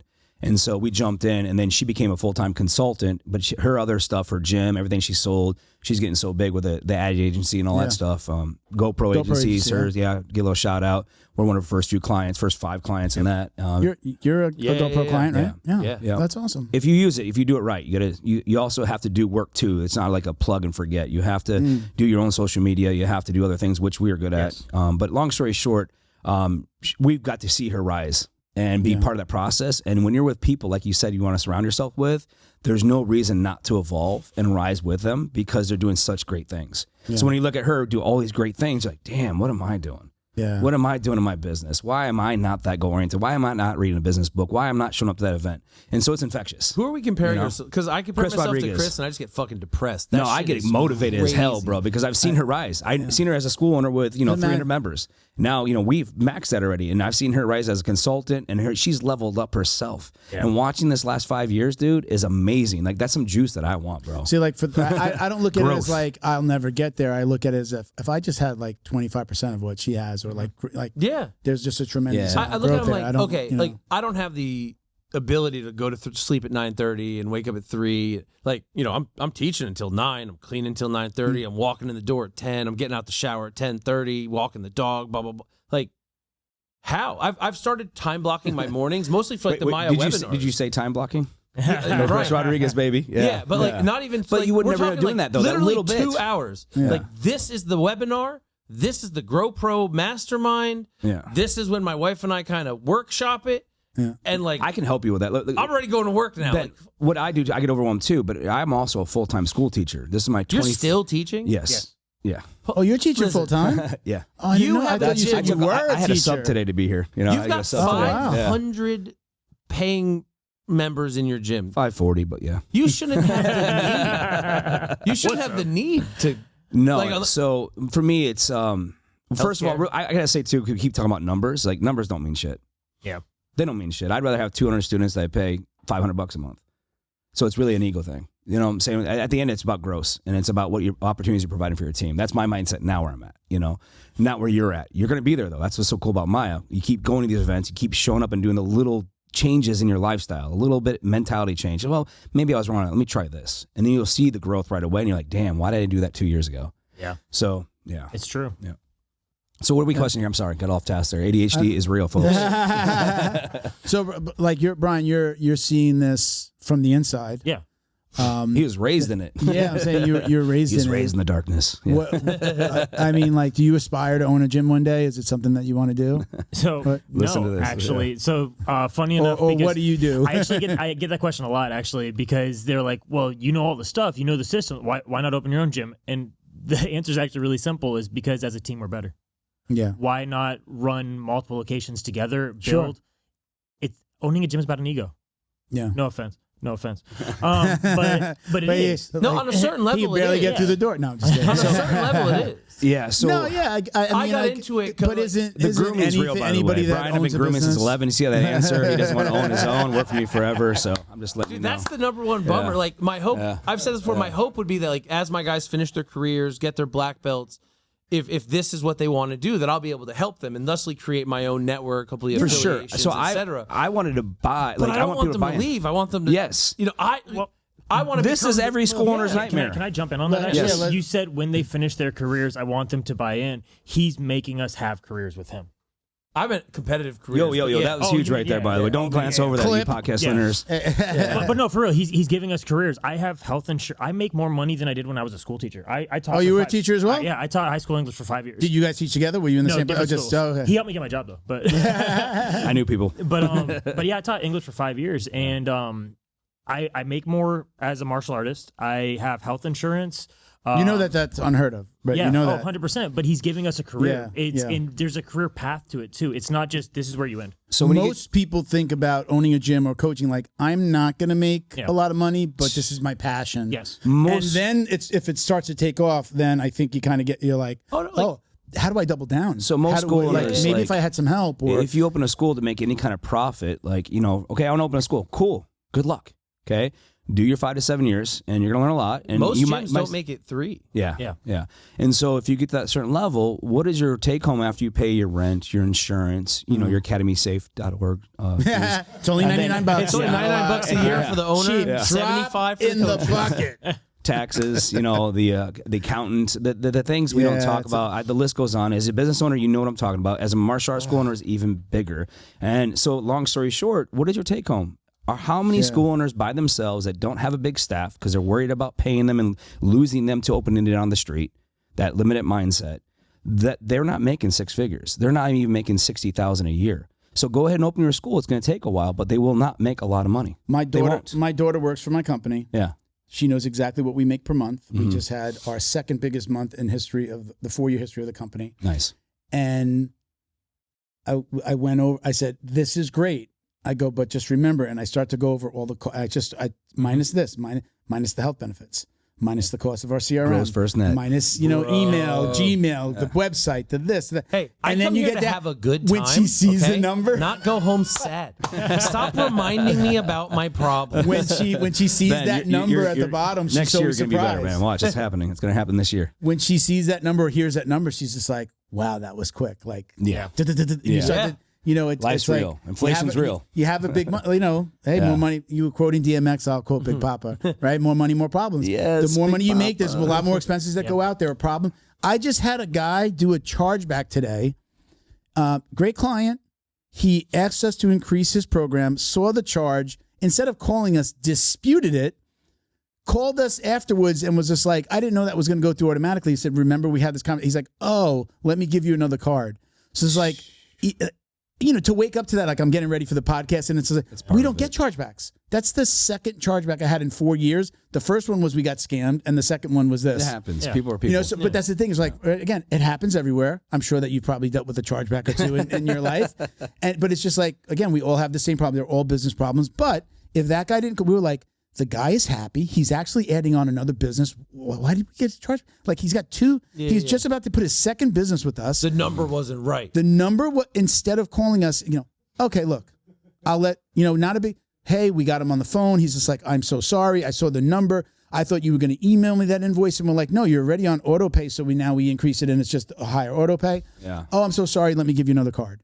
But again, it's just, any charge, you get whether the- it was $1 or $1,000, like the stomach is just like, Yeah. but I'm in such I'm in a place where it's just like, it's just part of the business, and you got to deal with it. For sure. I'm not going to You let grow that. thick skin It as a doesn't business owner, consume. no matter It what it doesn't is. consume. The negatives don't consume me. No. But it's like anywhere. Right? Turn that There's off. just there's just so much stuff Focus going on on. what we can change. But Brian, I don't know if you want to finish your thought there. You were talking about how like building with him is better than building on your own. Well, yeah, because it's a team thing, right? Like, he builds us up. We don't have a high turnover rate for staff. I mean, we've had turnover, don't get me wrong, but we don't have a high turnover rate for staff. We haven't actually technically hired anyone new in the past 2 years. Yep. Yeah. How many staff members do you have total? I know we have what, 5 or Including 6? him is 5. 5 or 6 on the on Academy Save. Yeah, that's all we have. Yeah. We don't have any parts. We have a part-time, but he's on Academy Safe as well. Yeah. So So one part-timer. Yeah, so with 3 we're a full-timers small staff and and me. everything, and what's cool too is a lot of schools do it where it's you're an instructor, you're the program director, you answer phones. Everyone can do everything. Like right now, we came in last night. I didn't go to the gym last night either. Yeah, We had a systems staff work, guys. That Yeah. worked. Systems. Do you, You know, do it's funny- playbooks? Yeah, I made playbooks. Yeah, I'm just learning Yeah. about playbooks. They're awesome. We're doing a course on playbooks now. yeah. I'm like, oh my god, this is common sense. Automation, Why have man. I not? Like Is any Robbie business part out of- there. Is Robbie D'Onofrio part of any of that as He well? was in the early days with Okay. A-Team. He's not part of Maya. Okay. Yeah. So Maya has it a little bit systemized more. Mike Metzger, Mr. Silverman, those two guys were rivals in Taekwondo in Orlando. They became a business partners and they blew this up. See, that's what I like to hear. Like we were talking. I won't say They're who, millionaires off but, commercial like, loyalty now because of that. So it's amazing to see. Good what people. what do they say? Like people at the top don't compete with each other; they collaborate. Yes, Right. they did. You They had know? billboards above each other's schools talking trash, and now they're lifelong partners. Did they really yeah, do back that? in the 90s, bro. Oh, wow. I think that's awesome. That's like epitome of petty. I love it. That's some Kendrick level shit talk. So my ADHD is back right now, and I just focus because I was talking to tell you about all these things. How do you do it when I have to take the dogs out? I have to pay this bill. I have to listen to this webinar. When do you have time to do it? I go, I'm a school teacher, dude. I work 40-hour weeks with high school on a college campus, and it's and high you're doing demanding. high school. Why do you punish yourself? Because I like retirement, and one day I don't want to work, you know? So it's 25 years in now in the state of Florida. So I've been 25-year vet teacher. And then, for me, that helped me automate things and take little chunks of things. I don't have to change the world overnight, but I can take 3% or 1% better every day and then apply that to my team. And then I can see results later. Yeah. And so that's what it really is, just chunk it, because I'm so busy, man. I'm at my day job. I have a wife. I have 2 dogs. I got a house I just rebuilt from Hurricane Ian getting destroyed last 2 years. Wow. I've got, an 18-year-old boy who's hopefully off to West Point next year. I have a 14-year-old daughter who's getting ready for high school that's starting to like boys. So it's like, I'm a busy guy too as well. But Stocking up on ammo. yeah, oh yeah, I'm a proud NRA card carrying member. That's good. Yeah, but at the point though, it's just small chunks, man. And then each day when you implement and you see those results or you learn from those results, you become better. And it just takes time. It's not an overnight success. You just got to grind, man. And now, And surround yourself with cool ass people. Yeah. Like Brian's one of my best friends. That's why I want to come meet you because I know that struggle. I've been there, so I want you to rise with us because that's what we do. Yeah. Yeah. I'm thinking you guys should do a seminar. Yeah. For real, right? Yeah, Right? yeah. You're a little closer. Actually, the first time I heard about you was at an IKF event. I had a point sparring. My guys were in the IKF, and they went to your school for one of those events. Oh yeah. Oh yeah, my Rich guys. Grindle. Yeah, Rich has been to. We had an IKF event, so I love striking. I'm a striking guy first before jits. I came to jitsu black belt later. in Whatever, life. dude. So, if anybody's that's listening to this, right, just take this and insert your industry here. Yes. Because so much of this is valuable. Yes, sir. Again, I don't own a school, but I own a marketing company. We're not specific to jiu-jitsu or MMA. So what you're saying resonates with me. Yes, sir. I'm very, very lucky that I have my Brian is my daughter, Victoria. She does an amazing job. I can be here, and this is my favorite day of the week. This is work. This is still work. Yes, sir. But it's my favorite day Yeah. of Yeah. any We're week, glad to coming be here, joking around, talking to everybody. But this, this came before the marketing company. So the intent of this was never to get business. It was, hey, I love talking about jiu-jitsu. It's my favorite thing to do besides doing jiu-jitsu. Yeah. I heard so many stories from black belts that I would just be like, man, I wish we would have recorded that. I called this guy one day and I'm like, I'm thinking about doing this podcast. It was never like money and we're going to do this. It was just like, I just want to do something cool. Yeah. I wasn't a big podcasting guy. I started to listen to Rogan maybe a little bit more after it's like the only podcast I listen to. Yeah. I listen to Tiger Belly too with Bobby Lee. Sometimes he's really funny. Nice. But that's about it. You know, it's that fucking hilarious. He's funny, but Sean Ryan show. He was on Mad TV. But this was never about making money. What happened was then I left the I owned my own marketing company for 8, went to work for somebody for 6, and then now I've been under this umbrella for 4 years. Awesome. That started 6 years ago in May. It's passion. So, Passion started it. So That's when the businesses work. When I opened the marketing company, I said, well, why not be the presenting sponsor? And then I would say it. And then what happened was I started not getting MMA academies. I started to get people that do jiu-jitsu who own companies going, hey, could you help me? Leo Optics, we do the marketing for Leo Optics. wow. His awesome. No, not for Leo Optics. Oh. For the business, the power washing business that the owner owns. Wow. That's awesome. So I mean, like things like that happen, and that's how it's Network benefited. is your net worth. Yes. It benefited us in that way, and then it was just like, oh, great! I can't stop this. I get business from the, not that I want to, but it turned into like, hey, well, we're the presenting sponsor. I don't, and we get business from it. So now it's like it pays this dividend that was never intended when we started before I even owned this. Our work pays off. And everyone I met, everyone that's on the board, I met here. Everyone that's on the board of Academy Safe, I met through this. Nice. Every single person, they were on the show before anything happened with them. And it's just been like this amazing Dude, keep it going, little Milton, journey, man. man. That's awesome, bro. But We what need you you. guys just said, like I'm doing some of those little things and automations, but for me, it's the team. Yeah. I was saying my daughter Victoria, right now, I handle sales and she handles production. In our world, production is the delivery of the SEO, the Google ads, the website design.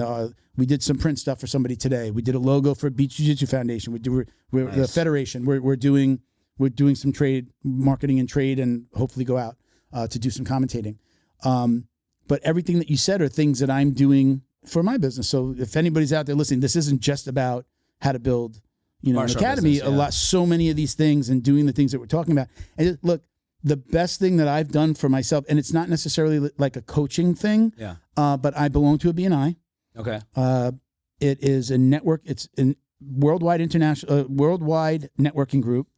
And I go to one in Plantation, Florida, about 20 minutes away from me. And it's just like-minded business people meeting and sharing referrals. Nice. I learned about your Chamber of business. Commerce? No, it's like we're required to give business to each other. Oh, no. You have to come. You could bring in people, but it's not multi-level marketing. It's not like that. Bring somebody and then you get an override. We're not sharing funds or money at all. Yeah. But we are going to this organization and we're talking about our business. Cool. They do a little presentation. Everybody gets a little chance to speak. One person does a 10-minute presentation every week. Everybody else gets 1 minute to just talk about their company. Sometimes as visitors, sometimes they're people from other groups.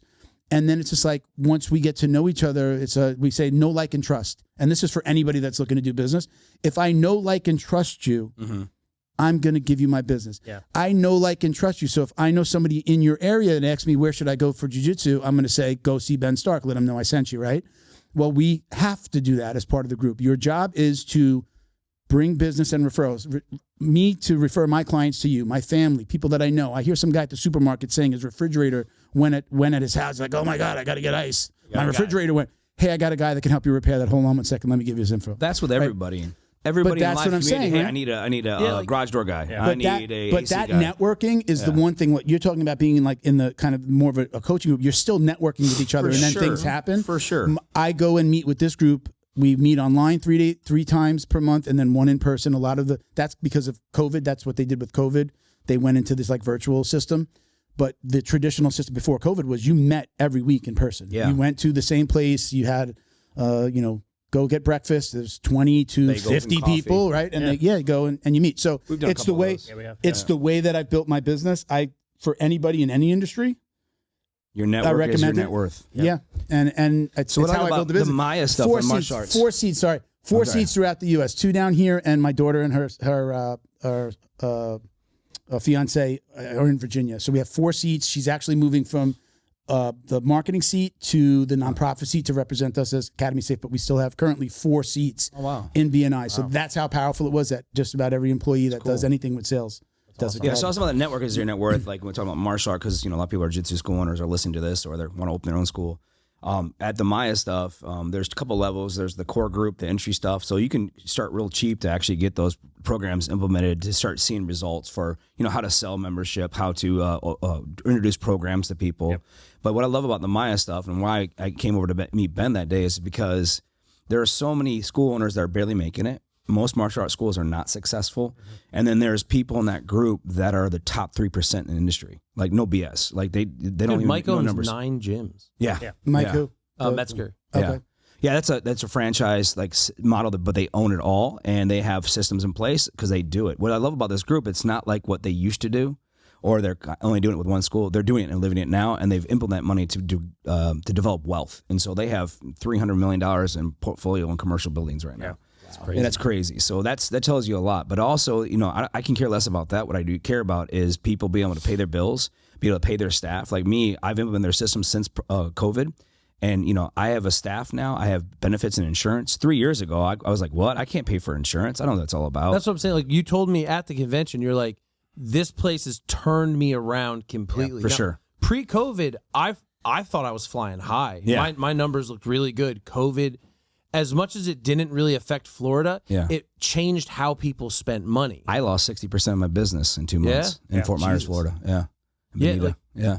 I got real lucky. I didn't lose a soul. I didn't lost lose a single 60%. person. But I had a lot of families and stuff, and you know, we closed the door. We did the speakeasy jiu-jitsu, you know.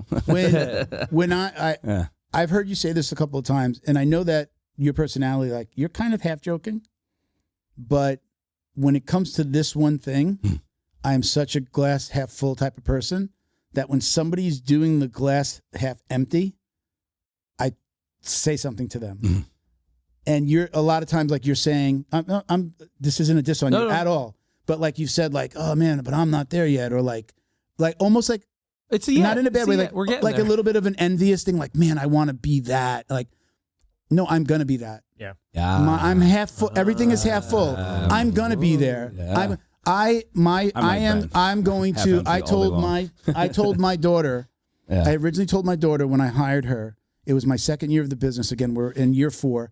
I told her, I'm giving you till I'm 55. I'm going to be 52. I said, I'm going to give you till I'm 55, and I want to retire, and I want to hand this business over to you. If you can't handle, if it's not in the books for you to take it over, we will sell it. I'll give you a percentage, but you've helped me build, and I'm going to retire and do something else. And now that was before Academy Safe, but now Academy Safe is what I believe my retirement. I want to run that, and I want to ride off into the sunset. Dead stop. You'll No, I can't. No. I can't not work. Yeah. But you know, owning a marketing company and dealing with a lot of different personalities, you know, like you're dealing with 500 different personalities, like you know. Yeah. So I told that was the agreement. 200 high school I've kids. changed that to 53 now. I at 53, I'm building this. 'Cause she's Either you crushing take it. it off. She's crushing it. We're crushing it. Knock on wood. I'm going to give you till I'm 53. My birthday's in June, so it's a year and like change. And I'm going to let you take it over. If you can't take it over, now she's just getting married. They're going to have kids, so I'm a little bit like, I want out at 53, so maybe I sell it. We take that money and we, you know, I like come work for Academy Safe. We'll bring everybody into Academy Safe. But always half full. Always half full. Never an envious thought, more of like, I'm going to be there. Not like, oh, why can't That's I what's do possible. I just hear It's it weird, sometimes 'cause in the way my that head, you say it. Because in my head, that's what I mean. Because when I say yet, Your I'm words, like, your words like have I'm power. there, Though. I'm Your fucking- words have power. It's like I'm biting at your heels. I'm just not. No, you're not biting at anybody's heels. I hope not. You're not I biting don't at want to bite anybody's heels. anybody. You're not biting at anybody's heels.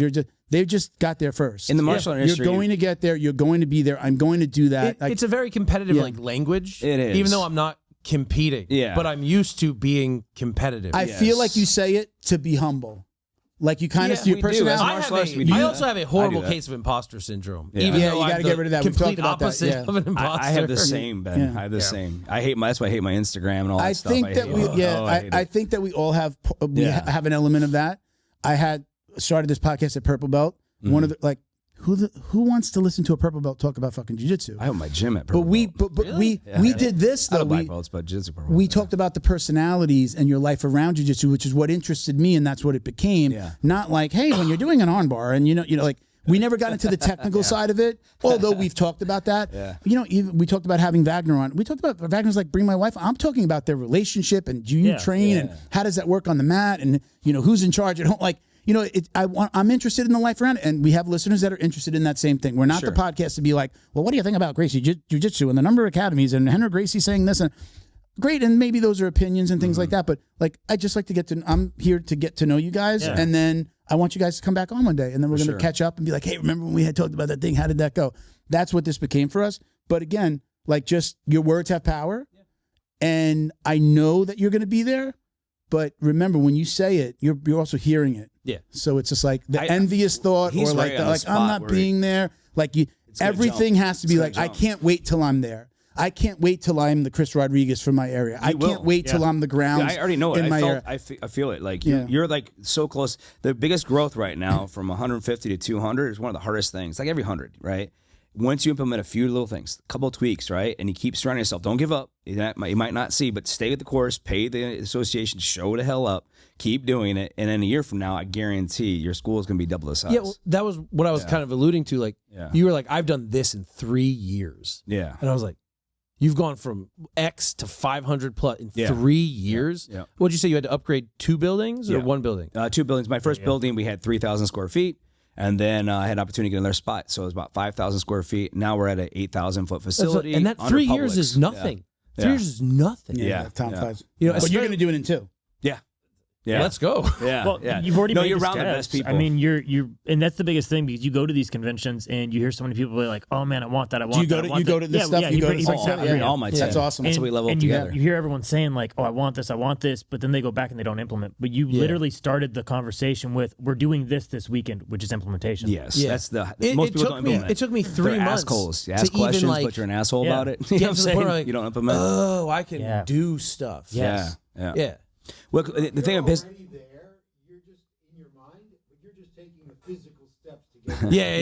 Yeah. So for me, like, you know, so I'm a traditional martial artist, Taekwondo black belt back in the 90s. You know, I loved Taekwondo back then. I don't like it now. But long story short, there's some great schools out there. Why don't you like it now? We don't need to go there on this podcast. It's the Taekwondo Dummies podcast.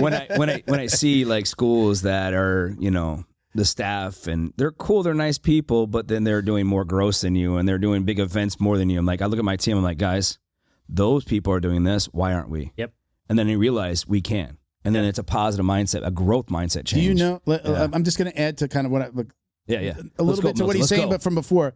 For you, I want you to, when you're thinking about how you want to move up, know that there's some kid, some teenager, some student, somebody in your area, somebody that follows you that's going, man, I wish I could be like Ben. Oh, for sure. There's somebody right now. Dude.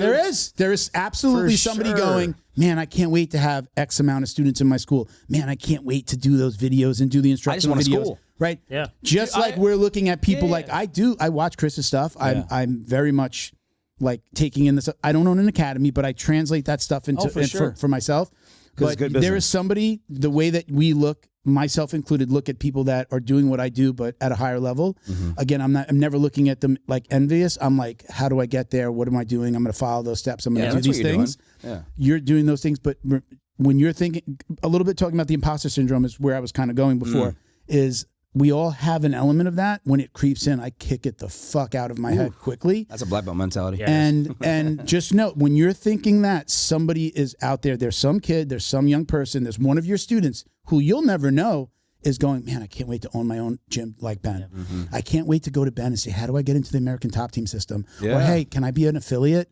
Like, that's all going to happen. That's in your future if you keep on going the way you are. So when you're thinking imposter syndrome, you are somebody is feeling imposter syndrome because they're not like you yet. I think we all have that, though. Like, you know, when you like I want you to think that, remember, think like, that. shit, like, am I there's blue somebody belt? that's looking at me enviously like this.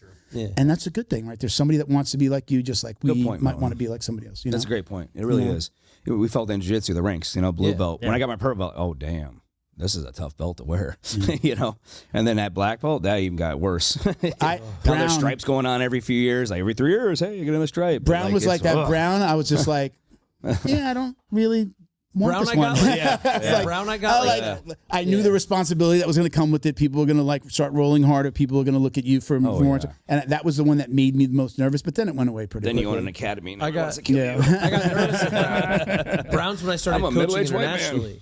So like I'm flying to Thailand. I've been brought in to coach. Yeah. No one can score a point on me. But in reality, I haven't had a gi on for the last 7 years until 6 months ago because I was fighting MMA. Yeah. And it was only 6 months ago. They're like, hey, you're getting a brown belt. And I'm like, oh, shit. I'm going to dedicate the next 6 months to the gi. Make sure, because I know where I'm going. I'm already coaching, but I have this offer. We're working out visas. I'm like, I'm going to a primarily gi school. Like, I got to sharpen my shit up. And so like then next thing I know, I'm in Thailand, I'm in Germany, I'm in Finland, I'm in England, and I'm Amazing. like, oh God, I got to deal with Vikings. Like I know for me, like even at Black Belt, I'm in a school where they like last night, 3 different coaches show a variation of we were doing guard sweeps. You're in my guard. I'm going to sweep you. Just everybody has something that they the guard like. is no real, bro. And sushi. And we all teach something, and I love it, and I feel I'm very humbled that I'm one of the newer students there, and I'm only a black belt for a year, and they're having me teach. And sometimes somebody shows something, I'm like, man, I've just never seen it done that way, and I'm going to learn it that way. And I teach, hey, I got a variation of that. I'd love to show it. But they add like, hey, anybody got something? Come here. Yeah. So I'm in a school where there are a lot of black belts, and there are a lot of black belts sharing knowledge, and it's a very kind of like open door policy with that, like everybody can share.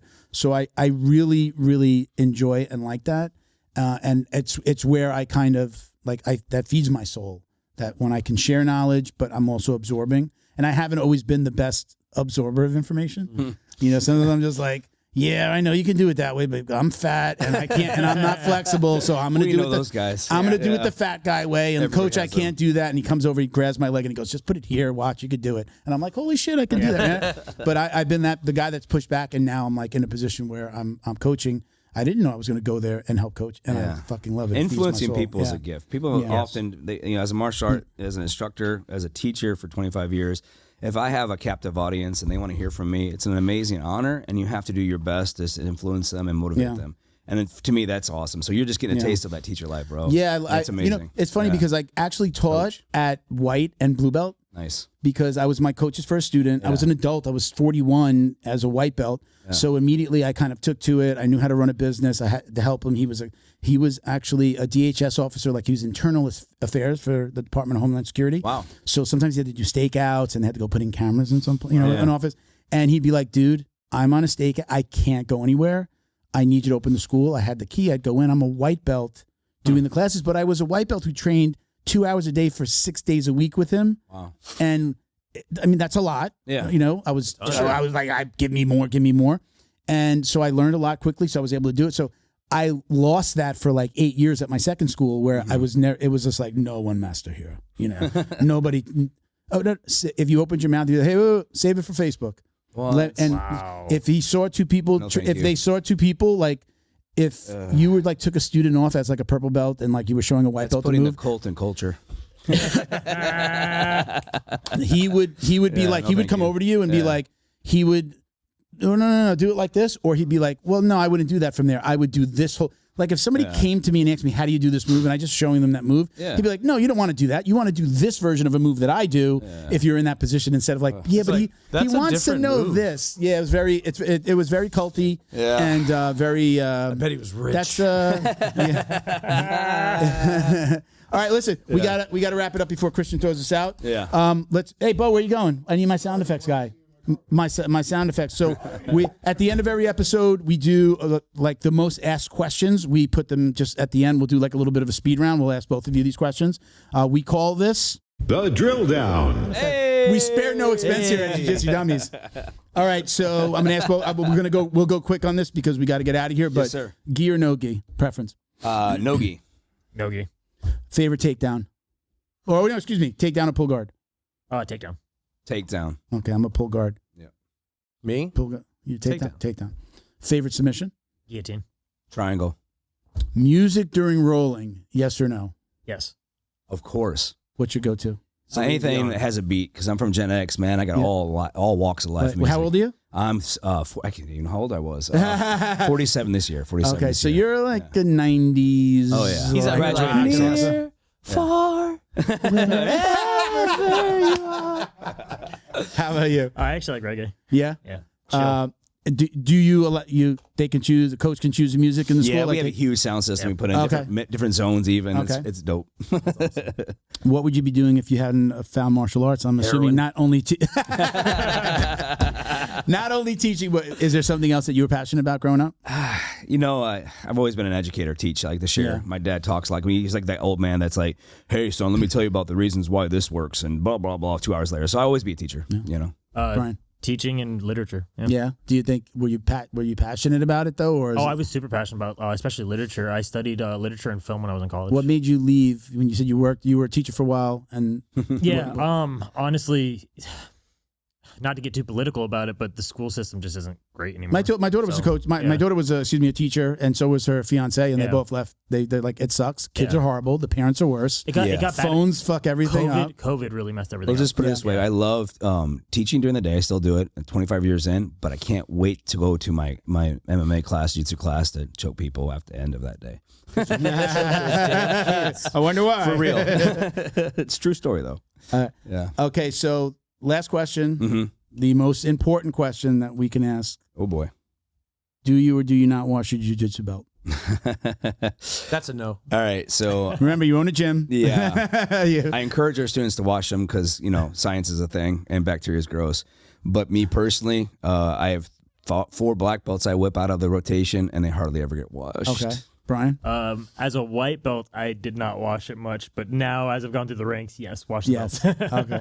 So my trick, I've always washed my belt. Yeah. I've always probably had 2 belts at almost every rank, so it's just like switch them out. But I always just threw one in the wash and then the other one was in the bag. Now I use either Lysol, or we had a sponsor that Neutral Zone Clean. Yeah. They had a spray, so I literally just hang it. I even have a bag that I put my gi in. Yeah. It's called It's called a stinky bag, I think it was called. They kind of sent us some free stuff. I put it in this bag, and it's meant to like throw the whole bag in the wash, and then it washes in the bag. Yeah. But I take it out, so I spray the belt and that stinky bag. You wash the powers out of that, bro. I spray it with Lysol or use the Neutral Zone Clean. This guy, he never going to be the world champion. He's going to wash it down. His jiu-jitsu going to go away. It sounds like Hanato. Shout out to Hanato accent. You do it great. You do it great. Yeah. I met Hanato. I was getting a bunch of shit on that Toledo Allen card clip. Did you? Because I pulled back. I was like, I forgot there's a Brazilian girl right next to me. So I was like, oh. No, she loves it. She loved it. She loved it. She was cool. Awesome. Nothing else for me to say there on belts. Unlock the power of your online presence with Black Belt Digital Marketing. Their reputation management program ensures your Google business profile is seen by more potential customers. Black Belt Digital Marketing is your full-service digital marketing agency specializing in local SEO and reputation management. Boost your business today. Visit bbdigitalmarketing.com. Your success is their priority. I've been training jiu-jitsu for 4 years. In 4 years, I got hurt 6 times. I received stem cell injections in my wrists, elbows, shoulders, both knees, and I got stem cells recently injected in my left index finger. After a week and a half, I was right back at it, going the way I like to go at it. At Leheal, Biogenix, they're friendly, they're patient, they answer all the questions you might have. Educate yourself. Call Leheal, ask about stem cells, and see where it takes you. Special thank you to the crew over at Flow and Roll for all their support. Flow and Roll is renowned for their incredible no-gi rash guards, shorts, and leggings. Flow and Roll has quickly become the premier custom apparel provider for academies big and small throughout the United States. Reach out today to discuss your custom order and ask about their incredible pre-order program. You can send an email to flowandroll@gmail.com or visit their Instagram at flow_n_roll and shoot them a direct message. And yes, they can create an awesome custom gi for your academy as well. Visit flowandroll.com to check out their awesome designs, and remember, you'll get 20% off your purchase of t-shirts, rash guards, or gis with code JJD. Wash your belt, you stinky bastards. All right, shout out to Biopro, bioproteintech.com. Get 30% off with code JJD. They have these kits here. I take these every single day. I take the Biopro Plus at night before I go to bed, and and I take the Biopro every single morning. Put it under the tongue, 90 seconds. You swallow it, you're good. Again, $30 off with code JJD. The BJJ box as well. That I probably have a box sitting in my mailbox. They went quarterly. All right, so if you sign up, it is quarterly now. You can check them out at the bjjbox.com. You get like 6 or 7 Those have been around cool for a little while things. now, haven't they? Been around for a while. I think he bought I think the owner now, Tony, bought the company from somebody else, if I'm not mistaken. They're on He I kept was it a running. like 2008. Or, You can get 20% off your first box with code JJD20. And let's go around the horn real quick. Go ahead and give them a rundown of, give them your socials and all that stuff. Where can they find you? I want to try something new. Go to my Instagram, go to MMA Coach Ben on Instagram, and look at any of my videos. Just leave me some comments. just put jiu-jitsu dummies. Just tag jiu-jitsu. Yeah, Let me know that you found me from here. Because I really do need interaction. Fucking pressure. Yeah. Yeah, as a listener. Like, I put out a lot of stuff. I'm going to go to all my clients' Instagrams and like comment jiu-jitsu dummies, jiu-jitsu dummies. Do it. Because at the end of the day, algorithm-wise, the more words written under your post, the better you're going to do. Yeah. So, I mean, if I can make it happen, make it happen. Gotcha. And, of course, go to Fight Tape US on Instagram. Get yourself some fight rap. Fight Tape is in the mail, but it is coming, and we are taking over Write it down, Brian. the fight business. Brian, do you want anybody following you, or do you want to hide out? Yeah, no, people can follow me. My Instagram tag is Coach BTGMMA. And I know you're doing a lot of the stuff. I've seen your face on a lot of the Instagram stuff, the posts that I'm seeing for the school, right? Yes. You do a real good We do a job. weekly show I every like week, that. yeah. Monday stuff, Tuesday, Wednesday. Yeah. Go ahead and give them tell them where you are. I'm at, and then give them the IGs. So we're on every platform. I think pretty much Instagram, YouTube. Our YouTube is the worst. YouTube is evil. We also have You're not evil, YouTube. I'm going to be advertising the show. Sorry. I love you so much. Don't hold back on pushing me out in front of the audience. But go ahead. Instagram, TikTok, Facebook. We have a personal Facebook page. It's Coach Fried. So Coach Fryed. Coach Fried is my hashtag. We've been developing this year. We started this last fall. And it's starting to get some momentum now. We were talking about all that marijuana stuff earlier, and now I'm going, Coach Fried, is there a connection here? Not at all, guys. My mom was liberal as hell. She was a welder for 32 years, so she smoked weed around me as a kid. Teamsters, bikers around my house growing up. But I do not partake. I'm a bourbon guy and a Cuban cigar guy. Those are my vices. All right, man. Yeah. All right, well. Listen, thank you guys so much for being here. I mean, I know that probably flew by. That was an hour and 46. Sure. Yeah. That flew by. It's an honor so to I'm be going here, to guys. tell Thank you, you. I very much enjoyed this, but I know that we could probably go another few hours. So please come back again. You tell me when you're going to be down this way. Sure. When you want to come down, you got something going on. Yeah. Give it like a week. We record today. We put it out the next week. So if you got something to promote, like it'll give us a couple of weeks out. I'll get you on the schedule and we'll make it happen. For sure. Can I Coach Ben, thank you as always. No, go ahead. Yeah, I just want to say, first of all, Milton, putting these things together in these times to communicate, it's an honor, man. So thank you so much. Keep moving forward with this Academy Safe stuff. Yes. I've been in martial arts a long time, and I'm also a school teacher, community guy. What you're doing for a community is much needed, and I say thank you personally in front of everybody here that keep the course, man. Don't let me deter you. And if we can help spread the word, 100% behind it, because we need to fix the industry. Yeah, and man. setting standards like this is amazing. So I'm 100% behind you, bro. I'm going to be looking for a video from you that shows the sticker on the door and you talking about it. I will give you the full tour. I got you. You should do a tour the way you do it. Maybe like cut it down, or like you can make it go a little faster. But love to see the tour. And you when can you give the fit in school Academy owners to Safe. help sell that to their program. Once it becomes Academy Safe, look, here's how you use it in your sales pitch. We haven't spent any money on advertising. Perfect. Right? Everything has been on Instagram, on social, without paying.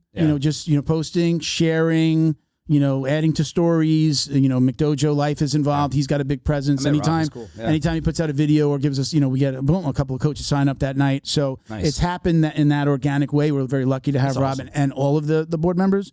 But man, like we haven't even gotten to a place where we've advertised. Once we start advertising it and being like, hey, come sign up, and we're targeting people, then it's going to really change the game. At the end of the day, it's an easy sale. Yeah. You see it and you're like, oh, that's common sense. Yeah. We probably have.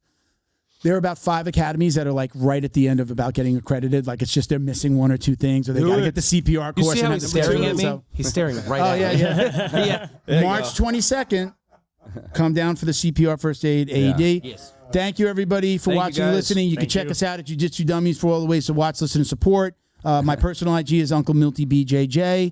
As always, thank you for watching and listening, everybody. Peace, love, Jiu-Jitsu. Peace.